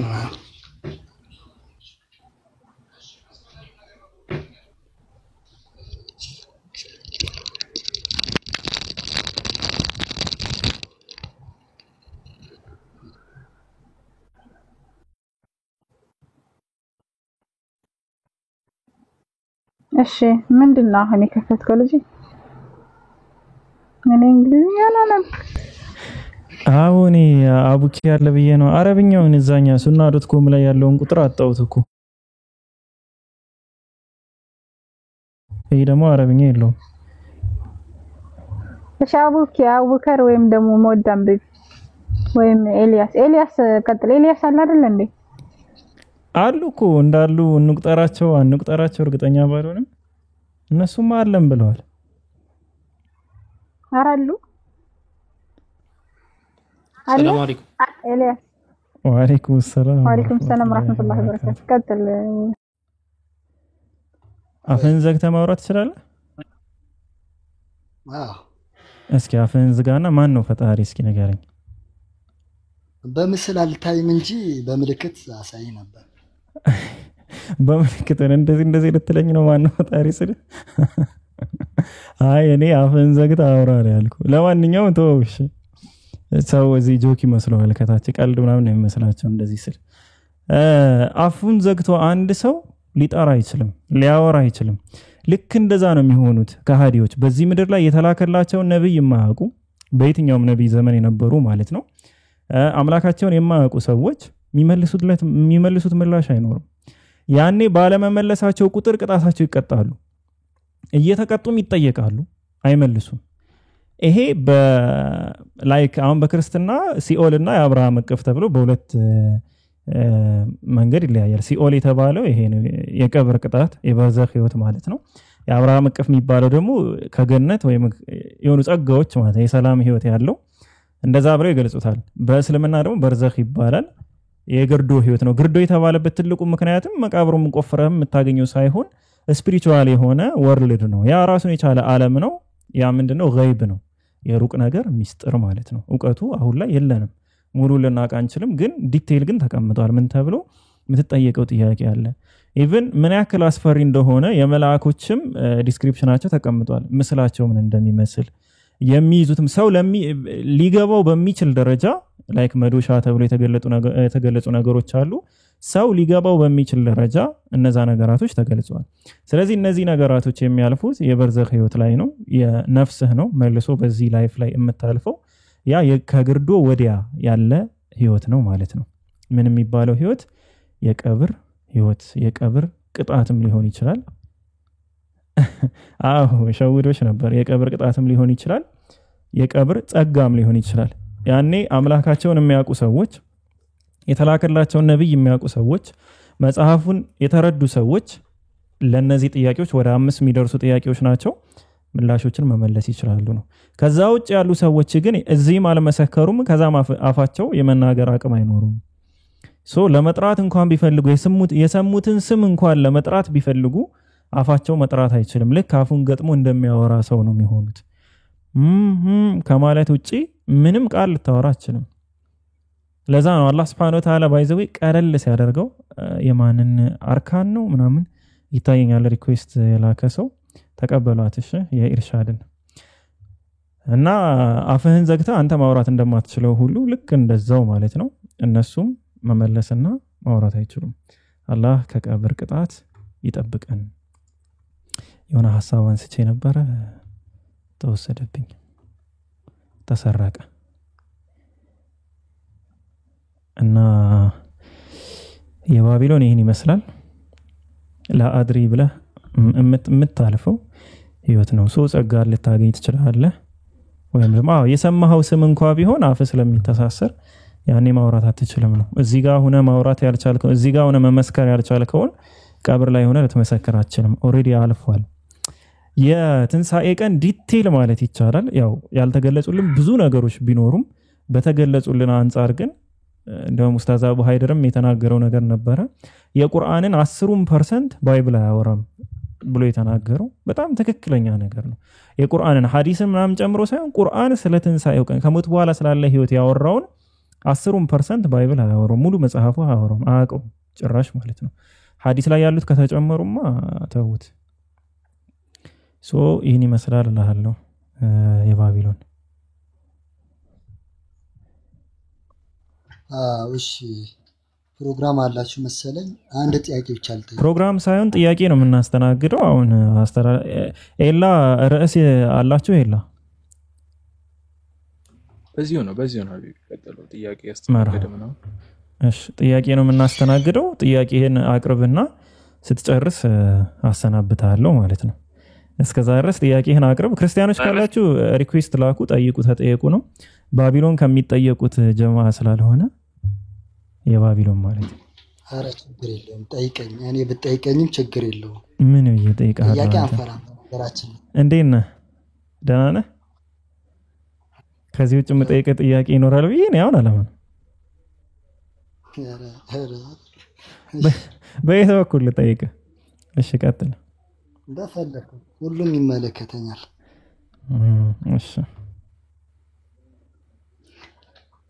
እሺ ልቀጥል መሰለኝ። ሱረቱል ፋቲሃ ላይ ይሄደና ሲራጠል ሙስተቂም የሚል አለ። ቀጥተኛ መንገድ ምራን ይላል። እስቲ ስለሱ የሆነ ነገር በለኝ። ብዙ ጊዜ የማይገባኝ እንትና ይገባል ከዚህ በኋላ ያው ቀጥተኛው መንገድ ምራን የሚለውን ቀጥተኛው መንገድ የቱ እንደሆነ አላህ Subhanahu Wa Ta'ala እንደዚሁ በቁርአን ላይ አስቀምጧል። ይህች ቀጥተኛ መንገድ ነች ብሎ ኢስላም እንደሆነ በግልጽ አስቀምጦታል። ቀጥተኛው መንገድ የሚባለው ግን ሱረቱል ፋቲሃ ራሱ ሲወርድ የሚደጋገሙ የሆኑ 7 አንቀጾች አሏት ተብሎ ነው የተገለጸው። እኛ በቀን ውስጥ 17 ጊዜ እንደገመዋለን። ይሄ የምንደጋግመው እኛ እንድንደጋግመው የተሰጠን ዱዓ ጸሎት ነው። የሚደጋገሙ ከሆኑት ከ7ቱ አንቀጾችና እንዲሁም ሙሉውን ቁርአን ተሰጠህ ተብለው ነው ነብያችን ሰለላሁ ዐለይሂ ወሰለም የተናገሩት። ስለዚህ እኛ የምንጸልየው ጸሎት ነው። ግን ከዛ ጋርም በተገናኘ ቀጥተኛው መንገድ ላይ ከሆናችሁ ለምንድነው ቀጥተኛው መንገድ ምራኝ የምትሉ ከተባለ ላይፍ ጃርኒ ነው፣ ህይወት ነው፣ ጉዞ ነው። ያቆምክበት ቦታ ላይ አይደለም ያለው። ባጭሩ ምን ማለት ነው? እኔ ደካማ ነኝ፣ እኔ ነገን አላቅም፣ እኔ ዛሬም ብቻ ነው እየኖርኩ ያለሁት። የነገር ማንም የሚያውቅ የለም። ካንተ ውጭ የነገር የሚያውቅ ምንም አይነት አካል የለም። አንተ ደግሞ ሁሉን አዋቂ ነህ። የሚመጣውንም ያለፈውንም ሁሉ ታውቃለህ የነገዬን ታውቃለህ ስለዚህ ነገዬን አስተካክልልኝ ቀጥተኛውን መንገድ ምራኝ አሁን ላይ በቀጥተኛው መንገድ ብሆንም ነገ የት ነው መሆነው አላቅም እኔ ደካማ ፍጡር ነኝ እኔ ያንተ ባሪያ ነኝ እኔ ያንተ ደካማ የሆንኩ ሰው ነኝ ባሪያ ነኝ ምንም አውቀው ነገር የለም አንተ ደግሞ ሁሉን አዋቂ ነህ አንተው ምራኝ የዛሬን ሳይሆን ሁሌም ምራኝ ቀጥተኛው መንገድ እስከ ሞት ድረስ ምራኝ ይሄ ግልጽ ያለ ነገር ነው እኔ ደካማ ነኝ እኔ ምንም ነገር አላቅም አንተ ሁሉን ታውቃለህ ታዲያ አንተ ምራኝ የትኛው ላይ ነው ያለሁት የደረስኩበትን እውነት ነው ብዬ ተቀብያለሁ ነገን ግን አንተ ነው የምታውቀው ልከፍር እችላለሁ ላልከፍር እችላለሁ ኤቲስት ልሆን እችላለሁ ቢድዓ ላይም ልገባ እችላለሁ ብዙ ስህተቶች ውስጥ ልገባ እችላለሁ ስለዚህ አንተ ነው የምታውቀው ቀጥተኛው መንገድ አንተ ምራኝ ማለት ነው እኔ ዕውቀት የለኝም ነው ባጭሩ የባቢሎን አንድ ቁጥር ጽፈሃል ገባኝ እሱ እኔ የኔ ጥያቄ አሁን ምሳሌ ሱረቱል ኢኽላስ ላይ ቁል የሚል አለ በል ብሎ ይጻፋል በተለያዩ እንትኖች ላይ ለነብዩ ሲነግራቸው በል ምናም ብሎ ነው የሚናገረው እዚህ ሱራ ላይ ግን በል የሚል የለውም ቀጥታ ነው ቀጥተኛው መንገድ ምራን የሚለው ይሄ እንትን ቁርአን ካላህ እስከወረደ ድረስ እንዴት ነው በል የሚል የሌለው ብዬ ነው ቁርአን ላይ ሙስጠጢር የሚባል ነገር አለ በውስጥ ታዋቂነት የሚመጡ ገለጻዎች አሉ ብዙ ጊዜ አሁን ለምሳሌ ሐሳቡ ላይ ያለ ግን ቃሉ ላይ የሌለ ላይክ በቅንፍ ውስጥ የሚገቡ የቁርአን ተርጓሚዎችን ካየህ አብዛኞቹም አረብኛው በትክክል ያንን ሐሳብ ያስጨበጠ ነው አማርኛው ግን በትክክል ያንን ሐሳብ መግለጽ አይችልም አረብኛ ተናጋሪዎች ያንን ሐሳብ መረዳት ይችላሉ እኛ አማርኛ ግን ቃል በቃል በሚተረጉም ሰዓት ያንን ሐሳቡን እናጠዋለን ለዛ ነው ከየትኛውም ቋንቋ ወደ ሌላ ቋንቋ ማንኛውም ቋንቋ ማለት ሲተረጉም የግድ ቅንፍ ይገባል ወይም ደግሞ ሐሳብ ነው የሚተረጉመው ቃል በቃል የሆነ ትርጓሜ ከሆነ የኦሪጂናል ላንጉቹን ያክል አቅምና ኃይል መልእክቱንም እንደዚህ የማስተላለፍ ጉልበት አይኖረውም ነው ስለዚህ በውስጥ ታዋቂነት ሙስጠጢር ሆኖ የገባ ነገር ነው እሱም ምንድነው ቁል የሚለው በውስጥ ታዋቂነት የተቀመጠ ነው ማለትም በሉ የሚለው ወይም ደግሞ በል የሚለው ማለት ነው ግን ከዚሁ ጋርም በተገናኘ አላህ Subhanahu Wa Ta'ala የሚደጋገሙ ከሆኑ 7 አንቀጾች ያላት ብዬ ነገርሃለሁ የሚደጋገም ተብሎ ወይም የቁርአን እናት ተብላ የተገለጸችው የምትደጋገም የሆነችው እምንደጋግማት እኛ ነን እንድንደጋግመው አላህ Subhanahu Wa Ta'ala ያዘዘን እኛን ነው ለምንድን ነው የምንደጋግመው ጸሎት ስለሆነ ነው እኛ የምናቀርበው ጸሎት ነው የምንደጋግመው ጸሎት ነው ስለዚህ ያንን ጸሎት ነው አላህ Subhanahu Wa Ta'ala ያስተማረን ሐዲስ ላይ መቀመጡ አይ ቲንክ ቁርአን ላይ አለ የሚደጋገሙ ብለው ስለ ሱረቱል ፋቲሃ ቁርአን ላይ ይናገራል ሱራ 15 ላይ ምናምን መሰለኝ ስለዚህ ምን ደጋግመውኛ ነን በዛ ባጭሩ ጸሎት መሆኑን መረዳት እንችላለን ነው አንዴ ማስረጃው ላውጣለህ እሺ በዚህ ዙሪያ እስከዛ እነ ኤላ የመጣችሁ ልታወሩ ነው ወይ አይ የሰማው ነው ምን የሚለው ነው ኖ በዚህ አሁን በሉ ሚለው ጋር በተገናኘ ሐሳብን ስጠው ይሄን ያወጣውለት ነው ችግር የለው እንደዚህ ሚል የለም ነው አው የለምና እንዴት አልኖርም የሚል ሐሳብ ነው ያለው እሺ ኦኬ ያው ዲኑ ሱራቱል ሙስተቂም በተመለከተ ይሰማሃል ድምጼ ይሰማል ዲኑ ሱራቱል ሙስተቂም ያው ቀጥተኛው መንገድ ምራን እንደማለት ነው እዚህ ጋር ኢህዲና የሚለው ቃል እንደ አረብኛ ቋንቋ ከተከሄደ ፊዕል አምር ነው ግን ያው ከባሪያ ከፍጡር ወደ ፈጣሪ ሲሆን ደግሞ ፊዕሉ አምሪ ለዱዓ ይሉታል ማለትም ለምሳሌ እኔ ልጄን ሂድና ይሄን ነገር አድርግ ብለው ያዘዝኩት ነው ነገር ግን ይሄ ከታች ወደ ላይ ሲሆን ከላይ ወደ ታች ሲሆን ለምሳሌ አምላኬ አላህ Subhanahu Wa Ta'ala እኛን የሆነ ነገር አድርጎ ሲለን ፊዕሉ አምር ብለን እንገልጸዋለን ተዛዛዊ ግስ ማለት ነው ነገር ግን ከኛ ወደ አምላካችን ሲሆን ደግሞ በዱዓ መልኩ ነው የሚገለጸው ለምሳሌ ብዙ ቦታ ቁርአን ላይ ከተመለከት ربنا لا تؤاخذنا إن نسينا أو أخطأنا እንላለን ለምሳሌ ሱረት በቀራ ላይ ሱረት አሊ ኢምራን ላይ ربنا لا تؤاخذنا إن نسينا أو أخطأنا ربنا ولا تحمل علينا إصرا كما حملته على الذين من قبلنا እንደዚህ አድርገናልና ወንጀል አትጻፈብን እንላለን። እንደዚህ ስንል አምላካችን አላህ Subhanahu Wa Ta'ala እያዘዝነው ሳይሆን ዱዓ እያደረግን ነው። እኛ ጸሎት እየተማጸንን ነው ጌታ አምላካችን አላህ Subhanahu Wa Ta'ala። እዚህ ጋርም ኢህዲና ስንል አላህን ተባረከ ወተዓላ ምን እያልነው ነው? እኛ ወደ ቀጥተኛው መንገድ ምራን ብለን ጸሎት እያደረግን ነው፣ ዱዓ እያደረግን ነው። ፊዕሉ አምሪ ሊዱዓ የሚባለው ለዚህ ነው። እዚህ ጋር ደግሞ ይህ ፊዕል ከመጣ ሁሌ ቢሆን እንደ አረብኛ ቋንቋ አንድ ግስ ከመጣ ፊዕል ከመጣ ሁሌም ምን ይኖራል? ፋዒል ይኖራል። ይህንን ግስ ያደረገው አካል ወይም በضمير ወይ ተውላጠ ስም ማለት ነው ግልጽ ሊሆን ይችላል፣ ባሪዝ ሊሆን ይችላል፣ ወይንም ደግሞ ሙስተቲር ሆኖ ይመጣል። የግዴታ ነው ይሄ እንደ አረብኛ ቋንቋ ማለት ነው። እዚህ ጋር አሁን በቀጥታ ኢህዲነ ሲራጠል ሙስተቂም የታለ ضميሩ ማን ነው የተናገረ ያለው? ቁል ወይንም ምን በል የሚለው የታለ ልትል ይችላል። ግን አለ በውስጥ ታዋቂያ ቀደም ፒክ የምደገለጻል ኢህዲና አይ አንተ እንደማለት ነው በውስጥ ታዋቂነት። ግልጽ ነው። አማርኛው ምንድነው የሚለው? ፒክ እንትን ትርጉሙ በቅንፍና አስቀምጡታል አይደል? በሉ የሚለው አለ ይሄው ከታች አስቀምጠን እነዚያንም በእነርሱ ላይ በጎ ያልክላቸውን በእነሱ ላይ ያልተቆጣህባቸውንና ያልተሳሳቱትንም ሰዎች መንገድ ምራን በሉ ይላል እኮ። እንደዚህ በቅንፍ መሃል ያስቀምጠዋል ትርጉም ስለሆነ ማለት ነው። ስለዚህ በአረብኛው ቢኪድ በውስጥ ታዋቂነት አንተ የሚል እንትን አለው ضمير مستتر አለው። ضمير مستتر تقديره አንተ ብለን ነው የምንቀጥለው። ኢዕራብ ራሱ ሲደረግ ለምሳሌ ግን ያው ይሄ ምናልባት ሌላ ቶፒክ ውስጥ ቀረል አድርግለት ፖይንቱን ብቻ እንድትረዳው ኢህዲና ሲባል ምራን ማለት ነው። በውስጥ ታዋቂነት ደግሞ አንተ ምራን እንደሞ ብለን እኛ እየተማጸን ነው አምላካችን አላህ። ለምሳሌ አንተ መተህኔን ይሄንን መንገድ አሳየኝ፣ ለምሳሌ መተህኔን አሳየኝ ብትለኝ በውስጥ ታዋቂነት ምን አለ? አንተ አሳየኝ ማለትህ ነው አይደለ? ልክ እንደዚህ ማለት ነው። እኛም አምላካችን አላህን ምራን ስንለው አንተ አምላካችን ምራንን እያለው ነው። ስለዚህ በውስጥ ታዋቂነት ይሄኛው ቃል እንዳለ ታሳቢ መደረግ አለበት ነው። መርሃባሽ ታሳቢን እንዳገኘው አላውቅ። እሺ አንዴ ሁለቱን እንትኖች ልስጠውና ሱራ 15 ቁጥር 87 ላይ ከሚደጋገሙ የሆኑን ሰባትንና ታላቁንም ቁርአን በእርግጥ ሰጠን የሚለው የሚደጋገሙ የሆኑ የተባለው ሱረቱል ፋቲሃ ነው። እንደዚሁም ጃሚዓ ትርሚዚ ቡክ 47 ሐዲስ ነምበር 3415 ላይ የአላህ መልእክተኛ እንዲህ አሉ፣ አልহামዱሊላህ የቁርአን እናት የመጽሐፉ እናትና ሰባት የሚደጋገሙ ናት ብለው አስቀምጠዋል። ስለዚህ የሚደጋገሙ ለተባለው ደጋግመን የምንላቸውም እኛ ራሳችን ነን ወይም ደግሞ ሰዎቹ ማለት ነው። ያ ማለት እኛ የምንጸልየው ጸሎትና እኛ እንድንጸልየው የተሰጠን አንቀጽ ነው፣ የተሰጠን ምዕራፍ ነው።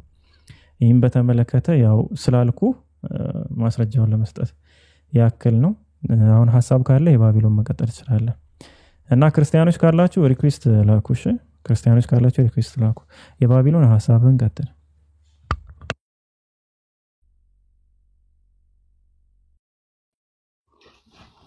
ዋይ በውስጥ ታዋቂነት አለ ብለኛል። እሺ ተረድቼዋለሁኝ።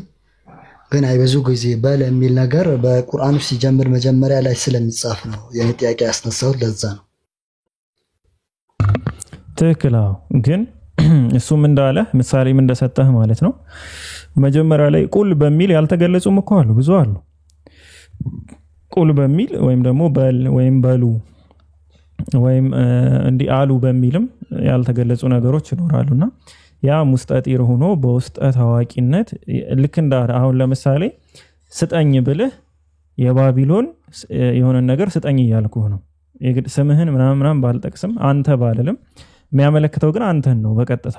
ለምን ቋንቋ አማርኛው ራሱ ያንን ስለሆነ የሚያመለክት የግድ የባቢሎን አንተ ስጠኝ እስከላ አትጠብቅም። ዳይሬክትሊ አንተን አሁን ስጠኝ እያልኩህ ከሆነ አንተ ስጠኝ እያልኩህ እንደሆነ ትረዳዋለህ።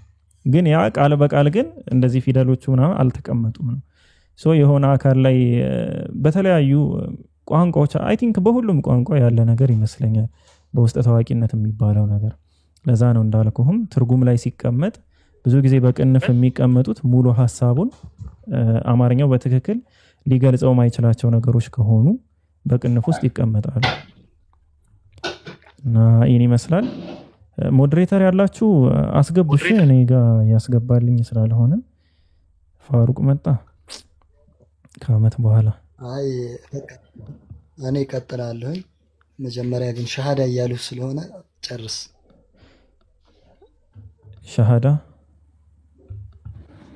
ሸሃዳ የሚል ካለ አንድ ቁጥር መጻፍ ይችላል። ወንድም እህቶች ካላችሁ ደግሞ ላይክ በስልክ ማስያዝ ትችላላችሁ። ሸሃዳውን ማለት ነው። ሸሃዳ የሚል ካለ ግን ሸሃዳ አይ ቲንክ እያሉ የነበረ የባቢሎን አንተን ነው መሰለኝ። ሸሃዳ ያዝ እያሉ መሰለኝ ነበር። ያ ሚስ ሆኖ ሸሃዳ ሲደጋገም ሸሃዳ የሚል ሰው አለ ወደሚለው የዞረ ይመስለኛል። ዋይ መክሊት መሰለች። መክሊት ነሽ? ሲቆጡኝ እኮ ነው ለምን አጨርስ ምናምን ሲሉ መክሊት ፈልጋለች መሰለኝ። መክሊት ጥያቄ ካለች ጥያቄሽን አቅርቢ።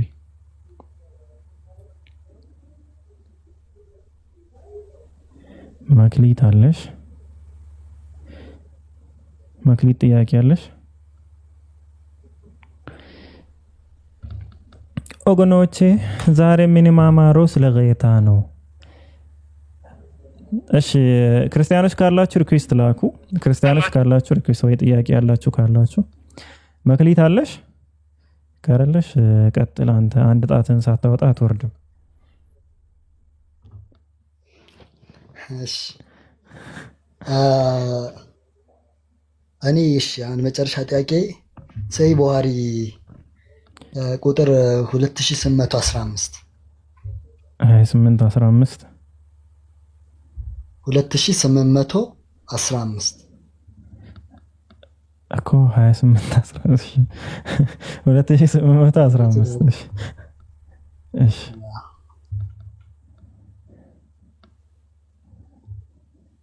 صحيح البخاري 2815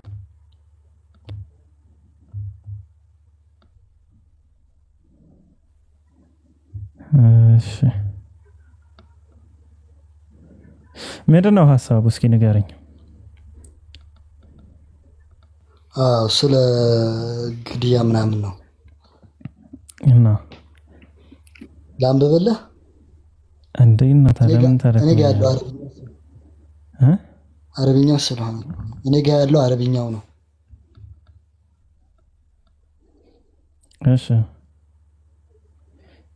እሺ ምንድነው ጥያቄ? አይ ቲንክ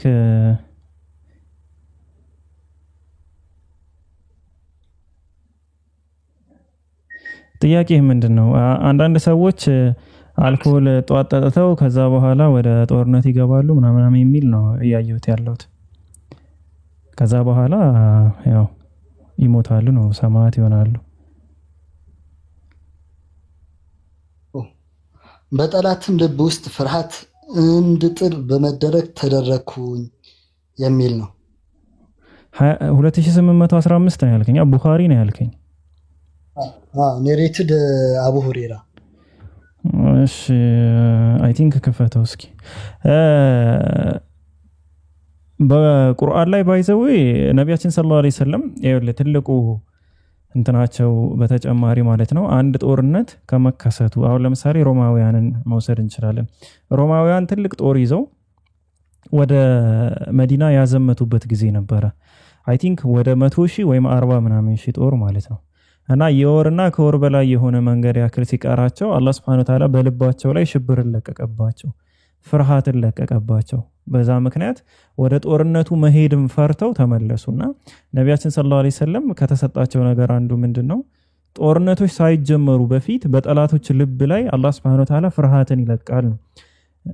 ስለዛ ሐሳብ ከሆነ የምታወራው ማለት ነው። ይሄ ያልከው ግን አይ ቲንክ ሐዲሱ ላይ እያየሁት ነው አይደለም? እኮ የምታየው ከሆነ ሐዲሱን የሚለው ይሄ ነው። some people drank alcohol in the morning of the day of the battle of Uhud and were martyred on the same day. ሱፊያን was asked ምናምን ብሎ የሚቀጥል ነውና ይሄ ሐዲስ አንተ ካልከው ጋር የሚገናኝ አይደለም። ሳይህ ቡኻሪ 2815 ማለት ነው። ሾርተስት ምናምን የሚል ነው። አሁን ያነሳው ሐሳብን በተመለከተ አላህ Subhanahu Wa Ta'ala ፍርሃትን ይለቅባቸዋል በጠላቶቻቸው ልብ ላይ አላህ ፍርሃትን ይለቃል ትንሽ ቁጥር እንኳን ቢሆኑ ሙስሊሞች ከጦርነቱ በፊት እነዛ ተሸንፈው ነው የሚገቡት ነው ባጭሩ ከጦርነቱ በፊት እነዛ ከሃዲያን የሆኑ ሰዎች ተሸንፈው ነው የሚገቡት ኦኬ ሶ አላህ Subhanahu Wa Ta'ala በተዋጊዎቻቸው ልብ እንግዲህ ሮም ማለት በዛ ጊዜ ላይ ከነበሩ ሀገሮች ውስጥ ላይክ አሜሪካ ማለት ነው ሮም ፐርሺያ ደግሞ እንደ ራሺያ ነች ሁለቱንም ሙስሊሞች አሸንፈዋቸዋል ግን ከዛ እንኳን ይሄ ሙስሊሞች ያሸነፏቸው ወይም ሙሉ ለሙሉ ያጠፋቸው ከነብያችን ሰለላሁ ዐለይሂ ወሰለም ህልፈት በኋላ ነው ከሳቸው ህልፈት በፊት ግን ጦር እንኳን የመሩ ትልቅ ጦር ለምን አይሆንም አረቢያ ዙሪያ ያሉትም ምናም ነብያችን ሰለላሁ ዐለይሂ ወሰለም ወይም ሙስሊሞችን ለመውጋት ሲነሱ አላህ በልቦቻቸው ላይ ሽብርን ይለቅባቸዋል እና ይፈሩ ነበር ገና ጦርነት ውስጥ ሳይገቡ ይሸነፉ ነበር በዛ ምክንያትም እስከ መመለስም የደረሱ አሉ ማለት ነው እና ስለዛ ከሆነ ይወራሉ ኤላ እንደቀጥልሽ አንዴ ሐዲስ እንድታወጣው ልስጥ በሌላ መርሐባ እሺ ነገርኝ እኔ አወጣላችኋለሁ ስልኬ ላይ የሆነ ሰሂህ አልቡኻሪ እሺ ቮሊዩም 4 ቡክ 52 ሐዲስ 7 አሁን የከፈትኩት ነው ነምበር 220 ማለት 220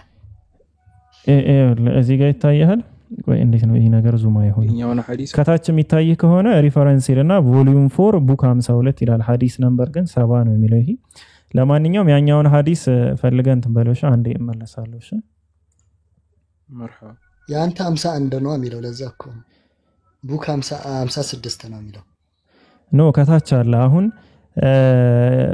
ቡክ ቁጥሮች ሲጻፉ ሁለት የተለያዩ አቀማመጦች ወይም እትሞች አሉ እንደ መጽሐፉ ማለት ነው ሶ እዚህ ጋር ሁለቱንም ነው ያስቀመጠው አንደኛው ኢን ቡክ ሪፈረንስ ይልና በመጽሐፉ ሪፈረንስ ከሆነ 56ኛውና ሐዲስ 31ኛው ላይ ነው የሚገኝ አለ ከዛ ዩኤስሲ ኤምሲኤ ምናምን ዌብ እንግሊሽ ሪፈረንስ የዌብሳይቱ ወይም የእንግሊሽ ሪፈረንስ ከሆነ ቮሊዩም 4 ቡክ 52 ላይ ነው ያለ ብሎ አስቀመጠው you guys me now ቀጥሉ ለማንኛውም አንተ ከምትለው እንትን ሐዲስ ጋር ይሄኛው አልገጠም ምናልባት ሐዲስ ቁጥር ተሳስተህ ሊሆን ይችላል ብቻ ያም ሆነ የአንተ ቀደም ያልከው ሐሳብ በተመለከተ ከሆነ ያው ፒኬ ስለገለጸልህ ያው ግልጽ ይሆናል ይመስለኛል አይ አይደለም ይሄ ቆይ በሌላ እየከፈትኩት ነው ይሄኛው ስለሱ አይደለም ያወራ አማርኛ ልክፈትልህ عن عمر سمع جابر بن عبد الله رضي الله عنه يقول إن اصطبح ناس الخمر يوم أحد ثم قتلوا شهداء إيه سلسوا يا أورا የኔ አቡ ሁሬራ ነው ይሄው መጥቶልኛል እሺ ቁጥሩ ስንት ነው መራፍና ቁጥሩ እንትን ሐዲስ ቁጥሩማ ራሱ ነው እንደዛው ነው ሰሂህ አልቡኻሪ ቮሊዩም 4 ሰሂህ አልቡኻሪ ቮሊዩም 4 ቡክ 52 ነምበር 220 እኮ ሐዲስ ቁጥሩ ስንት ነው እንዴ ስልክፈትልህ ሐዲስ ቁጥር የለውም አያሳይ 2815 ይላል 2977 ላይ ያለ መሰለኝ ስንት 2977 2977 ላይ እስኪ ኦኬ 2977 ሰሂህ ኦኬ ይሄኛው ለማለት ይሄኛው ለማለት ነው 2977 ለማለት ነው እሺ ምንድነው ጥያቄ እሱ ላይ ጥያቄ ምንድነው አጠር ባለ ቃል መልእክት ለማስተላለፍ ጥበብን ተላኩኝ በጠላትም ልብ ውስጥ ፍርሃት እንዲጣል በመደረግ ተደረኩኝ የሚለው ነው ምን ለማለት ነው ወይስ ምንድነው ሐሳብ ምን ለማለት ነው ፍርሃት የሚለው ነገር እስቲ ኤክስፕሌን አድርገው ኦኬ ያው እዚህ ጋር ሐዲሱ እንደሚገልጸው ነብይ ሰለላሁ ዐለይሂ ወሰለም ከተሰጧቸው መለያዎች መካከል አንዱ እነዚህ ነገሮች ናቸው ከነዚህ ነገሮች መካከል አንዱ ቡዒስቱ ቢጀዋሚዕል ከሊም አሉ ወንስርቱ الرعب ቡዒስቱ ቢጀዋሚዕል ከሊም ማለት ያው የሳቸው ንግግር እንደሚታወቀው ጀዋሚዕል ከሊም ነው እንትን ነው ምንድነው ንግግራቸው አጭር ከመሆኑ ጋር በጣም እንትን አለው በላጋ ያለው ንግግር ነው። ከዛ በኋላ ኑሲርቱ ቢሩዕብ ደግሞ ያው ከጣላቶች ጋር ነብዩ ሰለላሁ ዐለይሂ ወሰለም ውጊያ ሊካሄድ በሚባል እንደዚህ ውጊያ ሊካሄድ ጊዜ በደረሰ ጊዜ አማርኛ ግልጽ ካልሆነለ ሊዋጉ ለምሳሌ ከጣላት ጋር ሊዋጉ የጦርነት ጊዜ የተቃረበ ጊዜ ሲቃረብ እነዚህ ጣላቶች ውስጣቸው ላይ ፍርሃት እንዲሰማቸው ይደረጋሉ። ገባ? ይህ ለነብዩ ሰለላሁ ዐለይሂ ወሰለም የተሰጠ ነው። እነዚህ ጣላቶች ይፈራሉ፣ በዛ ምክንያት ይደናበራሉ ማለት ነው። ስለዚህ ከዚህ አንፃር ነው።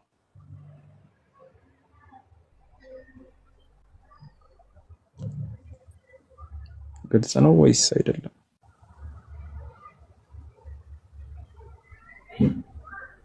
ይህ በነገራችን ላይ ይህ ሐሳብ ሲነሳ ብዙ ጊዜ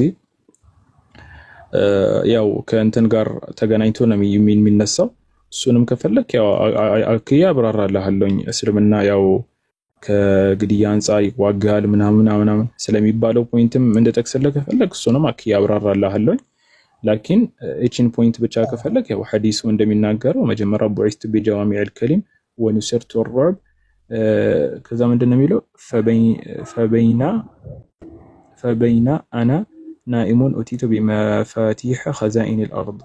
የመጀመሪያው ያው በጥቅል ቃላት ወይም ደግሞ ጀዋሚዕል ከሊም ነብዩ ሰለላሁ ዐለይሂ ወሰለም ባለፈውም በሆነ ላይቭ ፕሮግራም ላይ ስገልጸው ነበረ። ነብዩ ሰለላሁ ዐለይሂ ወሰለም ንግግራቸው እጅግ በጣም ውስን ቃላት ተጠቅሞ በጣም ብዙ መልእክቶችን ማስተላለፍ ይችላሉ። ገባ? አንድ ሰው መጣና ሐዲስ ላይ እንዳለው አውሲኒ አላቸው፣ ምከሩኝ ባላቸው ጊዜ ምን አሉት? ላ ተግደብ አሉት፣ አትቆጣ አሉት። አንዲት ቃል ነው በቃ አትቆጣውን አንድ ቃል ነው። ነገር ግን በዚህ በነቢያችን ሰለላሁ ዐለይሂ ወሰለም አንድ ቃል አትቆጣ የሚለውን አንድ ሰው ያ ግለሰብ ብቻ አይደለም አሁን በዚህ ዓለም ላይ መጥቶ ይህ ቃል ተግባራዊ ቢደረግ አንድ ሰው በትንሽ በትልቁ ቱግ ወይ ደግሞ ቁጣ እንትን ሪፍሌክት ላይ ያደርግ ማለት ነው። በትንሽ በትልቁ ላይ ቆጣ ራሱን ቁርጠኛ ሆኖ ቢያነጽ ምን አይነት መፍትሄ ይከሰት ነበር ወይ ደግሞ ምን አይነት መልካም ገጽታ ይፈጠር ነበር ዓለም ላይ ስታስቡ? አንድ ዝም ብሎ በትንሽ በትልቁ ባይቆጣ በጣም ብዙ መልካም ነገሮች ይፈጠሩ ነበር። ሰው ውሳኔዎች ራሱ ትክክል አይሆኑም። አብዛኛው ጊዜ ሰው በተናደደ ሰዓት የሚወስናቸው ውሳኔዎች እንዲሁ ደግሞ ሰዎችን የሚያስቀየሙ በጣም ብዙ ጥፋቶች ይከሰታሉ። ሰው ዝም ብሎ በትንሽ በትልቁ ቱግ በማለቱ ማለት ነው። እና ነብዩ ሰለላሁ ዐለይሂ ወሰለም ይህ ሰው መጣና ምን አላቸው? አውሲኒ ያላቸው ምን አሉት? ላ ተግደብ አሉት፣ አትቆጣ አሉት። ሌላ ሰው መጣና መከሩኝ አላቸው። በቃ ኢነ ሸራኢዕ አልኢስላም قد كثرت علي إن شرائع الإسلام قد كثرت علي فأخبرني بشيء أتثبت به ብሎ ጠይቃቸው አንድ ሰው። ግልጽ ነው አይደለ? የሸሪዓ እንትን ድንጋጌዎች በጣም ብዙ ናቸውና የትኛውን ማዳረስ እንዳለብኝ አላወቅኩኝም። ከዛ በኋላ ንገረኝና አንዱን እዚህ ላይ ልጽና አላቸው። ግልጽ ነው አይደለ? ነቢያችን ሰለላሁ ዐለይሂ ወሰለም ምን አሉ? ሁሌ ምላስህ በዚክር የተጠመደ ይሆን አሉት። አንዱ በዚክር የተጠመደ ይሆን አሉት። አሁን አንድ ቃል ነው የተናገሩት ነብዩ ሰለላሁ ዐለይሂ ወሰለም ላይዛሉ ሊሳኑ ረጥበን ሚን ዚክሪ፣ ሁሌ ምላስህ በዚክር የተጠመደ ይሁን። ሐዲስ ኢብኑ ማጀህ ትርሚዚ ላይ ነው ታገኘዋለህ። ሁሌ በቃ ምላስህ አላህን ያውሳሉት። ነብዩ ሰለላሁ ዐለይሂ ወሰለም የተጠቀሙት እዚህ ጋር አንድ ቃል ነው፣ ልብ በል። እሱ መጣና ሰላት ስገድ እንዲያርግ ሁሉም የሚካተተበት ሆኖ ሳለ እሳቸው የተጠቀሙት አንድ ቃል ነው። ሁሌ እንትን አንድ አረፍተ ነገር ላ ይዛሉ ሊሳኑከ ረጥበን ሚን ዚክሪላህ፣ ምላስህ ሁሌ አላህን ያውሳ፣ አላህን ከማውሳት አይቦዘን አሉት። አንዲት ምክር ነች፣ እስከ ህይወቱ ፍጻሜ ድረስ እንኳን የሚጠቅመው ምክር ነው። የቀደሙ ሰው ደግሞ መጣና መከሩኝ ሲላቸው አትቆጣ አሉት። ስለዚህ አንድ ነብይ ሰለላሁ ዐለይሂ ወሰለም ከተሰጡት ነገሮች መካከል አንዱ ምንድነው? ጀዋሚዕል ከሊም ነው። በቃ በውስን ቃላት ብዙ መልእክቶችን ማስተላለፍ። ሁለተኛው ደግሞ አሁን እዚህ ጋር የሚገልጸው ወኑሲርቱ ሩዕብ በማለት ቀደም እንዳገለጽኩልህ በጥቅሉ ሰዎች እሳቸው ሊዋጉ በሚመጡበት ጊዜ የጦርነት አውድ በሚፈጠርበት ሁኔታ ላይ እነዛ ጣላቶች ይፈሯቸዋል። ነብዩ ሰለላሁ ዐለይሂ ወሰለም ግልጽ ነው አይደለ? እንዲፈሯቸው ይደረጋሉ። ስለዚህ ከዚህ አንፃር ነው ማለት ነው። ግልጽ ነው ይመስለኛል። والله اعلم ፒኬ ሐሳብ መጨመርለት ካለ? አይ መጨመርለት የለም። ያው ቅድምም እንዳልኩት ምሳሌም ስለ ሮማውያኖችም እንዳነሳውለት ሐዲሱ የሚለው ተመሳሳይ ነው። ነቢያችን ሰለላሁ ዐለይሂ ወሰለም ጦር ሳይመዙ ወደ ጦር ሳይገቡ በፊት እነዛ ሰዎች ለማጥቃት ሲመጡ ቁጥራቸው በዛም የቱንም ያክል ይሁን ልባቸው ይሸበር፣ ልባቸው ይርድ ነበረ። እዚህ ጋር እንደሚለው ማለት ነው። እዚህ እንዳስቀመጠው ነገር ምንድነው? ድልን ይቀዳጃሉ። ምንም አይነት ጦርነት ውስጥ ሳይገቡ አስቀድመው ድልን ይቀዳጃሉ። እነዛ አካላቶች በፍርሃት ይርዳሉ ማለት ነው። እንግዲህ ነቢያችን አረብ ላይ የነበሩ ናቸው። አረብ ማለት የአሁኗን ኢትዮጵያ ብላችሁ ቁጠሯት። ምንም ነገር የላቸውም ማለት በጦር ኃያል አይደሉም፣ በኢኮኖሚ ኃያል አይደሉም። በረሃ ላይ ይኖሩ የነበሩ ንጉስ የሌላቸው በጎሳ ብቻ ይተዳደሩ የነበረ ህዝቦች ናቸው አረቦች። ምንም ነገር የላቸውም። ዓለም ላይ እንዲፈለጉ የሚያደርግ ነገር እንኳን አልነበራቸውም። ነቢያችን ሰለላሁ ዐለይሂ ወሰለም ከመጡ በኋላ ነው በአንድ ንግስና ስር እንኳን እንዲሁም ደግሞ ጀዚረቱል አረብ የሚባለው አጠቃላይ አረብ የሚባለው መካና መዲና ብቻ ነበር። አጠቃላይ አረብ የሚባለው በአንድ አስተዳደር ስር የሆነው በነቢያችን ሰለላሁ ዐለይሂ ወሰለም ጊዜ ነው። እንደዛም ሆኖ ነው እንግዲህ የሁሉ በታች ሁና የጀመረችው ሀገር። ከዛ በኋላ ግን ጠላቶች ከዛ ውጭ ያሉ ጠላቶች የነቢያችን ሰለላሁ ዐለይሂ ወሰለምን ለማጥፋት የሚሞክሩ ያው እንደሚታወቀው መልእክተኛን ይልኩ ነበረ። ስለሙ ሰላም ትሆናላችሁ ደብዳቤ ያስያዙ ለዓለም ስለተላኩ ለኢትዮጵያውም ደብዳቤ ልከዋል፣ ለሮም እንደዚህ ደብዳቤዎችን ይልኩ ነበር፣ ለፐርሺያውም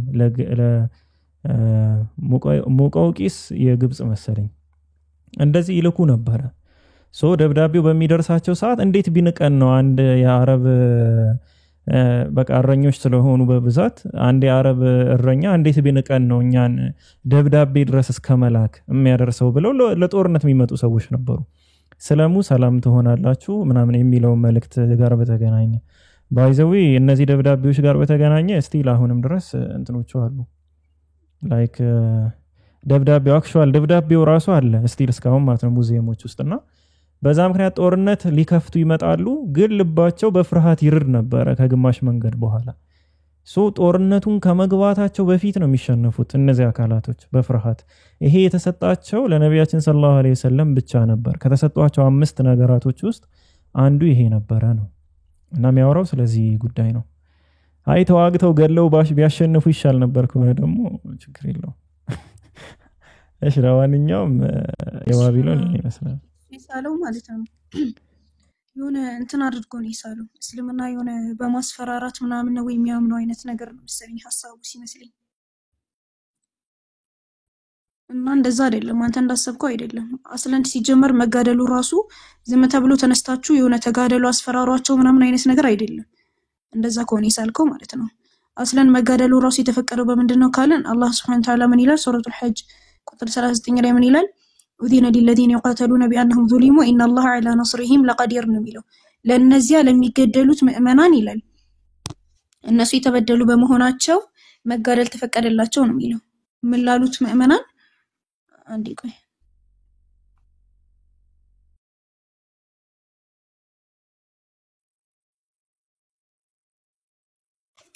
እሺ ምንድነው የሚለው? ለነዚያ ለሚገደሉት ምእመናን እነርሱ የተበደሉ በመሆናቸው መጋደል ተፈቀደላቸው። ምን ለሆኑት? ለሚገደሉት ምእመናን እነሱ የተበደሉ በመሆናቸው ነው። እንግዲህ እዚች ጋር ምንድነው የሚያሳየው? የሆነ ነገር ስላደረጉ ብቻ ዝም ብላችሁ ተጋደሉ ምናምን አይደለም እያለ ያለው። የተፈቀደላቸው ራሱ እነሱ የተበደሉ በመሆናቸው ለነዚያ ለሚገደሉ ምእመናን እነርሱ የተበደሉ በመሆናቸው መጋደል ተፈቀደላቸው ይልና ምን ይላል? አላህም እነርሱን በመርዳት ላይ በእርግጥም ቻይ ነው። ይሄ ደግሞ አላህ እነሱን ከሚረዳበት ስልቶች ውስጥ ነው አሁን የተነሳው አንዱ ስልት ማለት ነው። ጠላት ላይ ሽብርን መፍጠር የሚባለው ነገር ይሄ ነገር ምንድነው? አሁን ለምሳሌ ጠላቶቻቸው ፒኬም ኢሊያስም እንዳስረዱት ምናልባት የአንድ ወር ርቀት ምናምን ሊኖራቸው ይችላል። ገና ከዚያም ርቀት ሆነው በእርሱ ሰለም በኩል ያለው ጦር እንደዚህ ነው በቃ ብዙ ናቸው በቃ ሊጨርሱን ይችላሉ ምናምን በሚል ፍርሃት ገና ጦርነቱን ሁላ ሳይገቡ የአንድ ወር መንገድ ምናምን ሲቀራቸው የሚመለሱበት ሁኔታ ነበር። አሁን ለምሳሌ ኸይበርን ስናይ ምሽጎችን ምናምን እንትን የሚሉበት ሁኔታ ነበረ ማለት ነው። እና በዛ መልኩ ነው እንጂ አላህ Subhanahu Wa Ta'ala በቃ እነዚህ የተበደሉ ምእመናን በቃ መጋደል ግዴታ ሆነባቸውና ለመጋደል ወጡ ካፊሮችን ከዛ ሊጋደሏቸው ሲሉ ደግሞ ሳይጋደሏቸው እንኳን ጦርነቱን እንዲያሸንፉ አላህ Subhanahu Wa Ta'ala ያደርጋቸዋል ማለት ነው። ምንም በማድረግ የጠላቶቻቸው ልብ ውስጥ ፍርሃትን በመጫር ምናልባት የአንድ ወር መንገድ ሲቀራቸው ብዬ ካለው ቅድም የጠላቶቻቸው ልብ ላይ ፍርሃት በቃ የረሱል ሰለም ጦር እኮ እንደዚህ ነው ኃይለኛ ናቸው ምናምን ይሉና ይሸሿቸዋል። በቃ አንዳንድ ጊዜ ደግሞ እንደ በድር ዘመቻ አይነት ሊሆን ይችላል። የሙስሊሞች ቁጥር በጣም ትንሽ ሆኖ የካፊሮች ቁጥር ደግሞ በጣም ብዙ ይሆንና ነገር ግን ምን ይባላል አሁን ለምሳሌ ልበልክና አንድ የምር ትክክለኛ ልብ ያለው ጀግና ወንድ ቢኖርና 10 ወንዶች ደግሞ መተው ምንም ልባቸው ቢፈራና ቢንበጫበጭ ምናልባት ያ አንድ ሰው ሁሉንም የማሸነፍ አቅም ሊኖረው ይችላል። እና አላህ Subhanahu Wa ለሙእሚኖች የተበደሉ በመሆናቸው ሲረዳቸው አላህ Subhanahu Wa ያንን እርዳታ ሲሰጣቸው ምን ያደርግላቸዋል? የነሱ ልብ አላህ ያጠነክርና የጠላቶቻቸው ልብ ደግሞ የተሸበረ ያደርጋቸዋል። በዚህ ምክንያት ደግሞ በቀላሉ ማሸነፍ ይችላሉ ማለት ነው። ምናልባት ቀደም እንዳልኩ ጦርነቱንም ሳይገቡም ሊሆን ይችላል ጠላቶቻቸው ፈርተው የሚመለሱት ወይ ደግሞ ገብተው ውስጣቸው ሽብር ስላለ የመዋጋት ሞራል ይሄን ያክል ስለማይኖራቸው ትንሽ ቁጥር ያላቸው ሙስሊሞች በጣም ብዙ ቁጥር ያላቸውን ካፊሮች የማሸነፍ እድል ይኖራቸዋል ማለት ነው። እና በዛ እንዳትስለው ብዬ ነው። ምናልባት ተነስታችሁ አስፈራሯቸውና ገደሏቸው ምናምን አይደለም። የተበደላችሁ ሆናችሁ የተበደሉ በመሆናቸው መጋደልን ተፈቀደላቸው ይለና አላህ እነርሱን በመርዳት ላይ በእርግጥ ቻይ ነው። አላህ እነዚህን የተበደሉት ምእመናት ሲረዳቸው ደግሞ በዚህ መልኩ ይረዳቸዋል። አበዛውት መሰለኝ። እሺ በቃ አዎ ጀዛኪላህ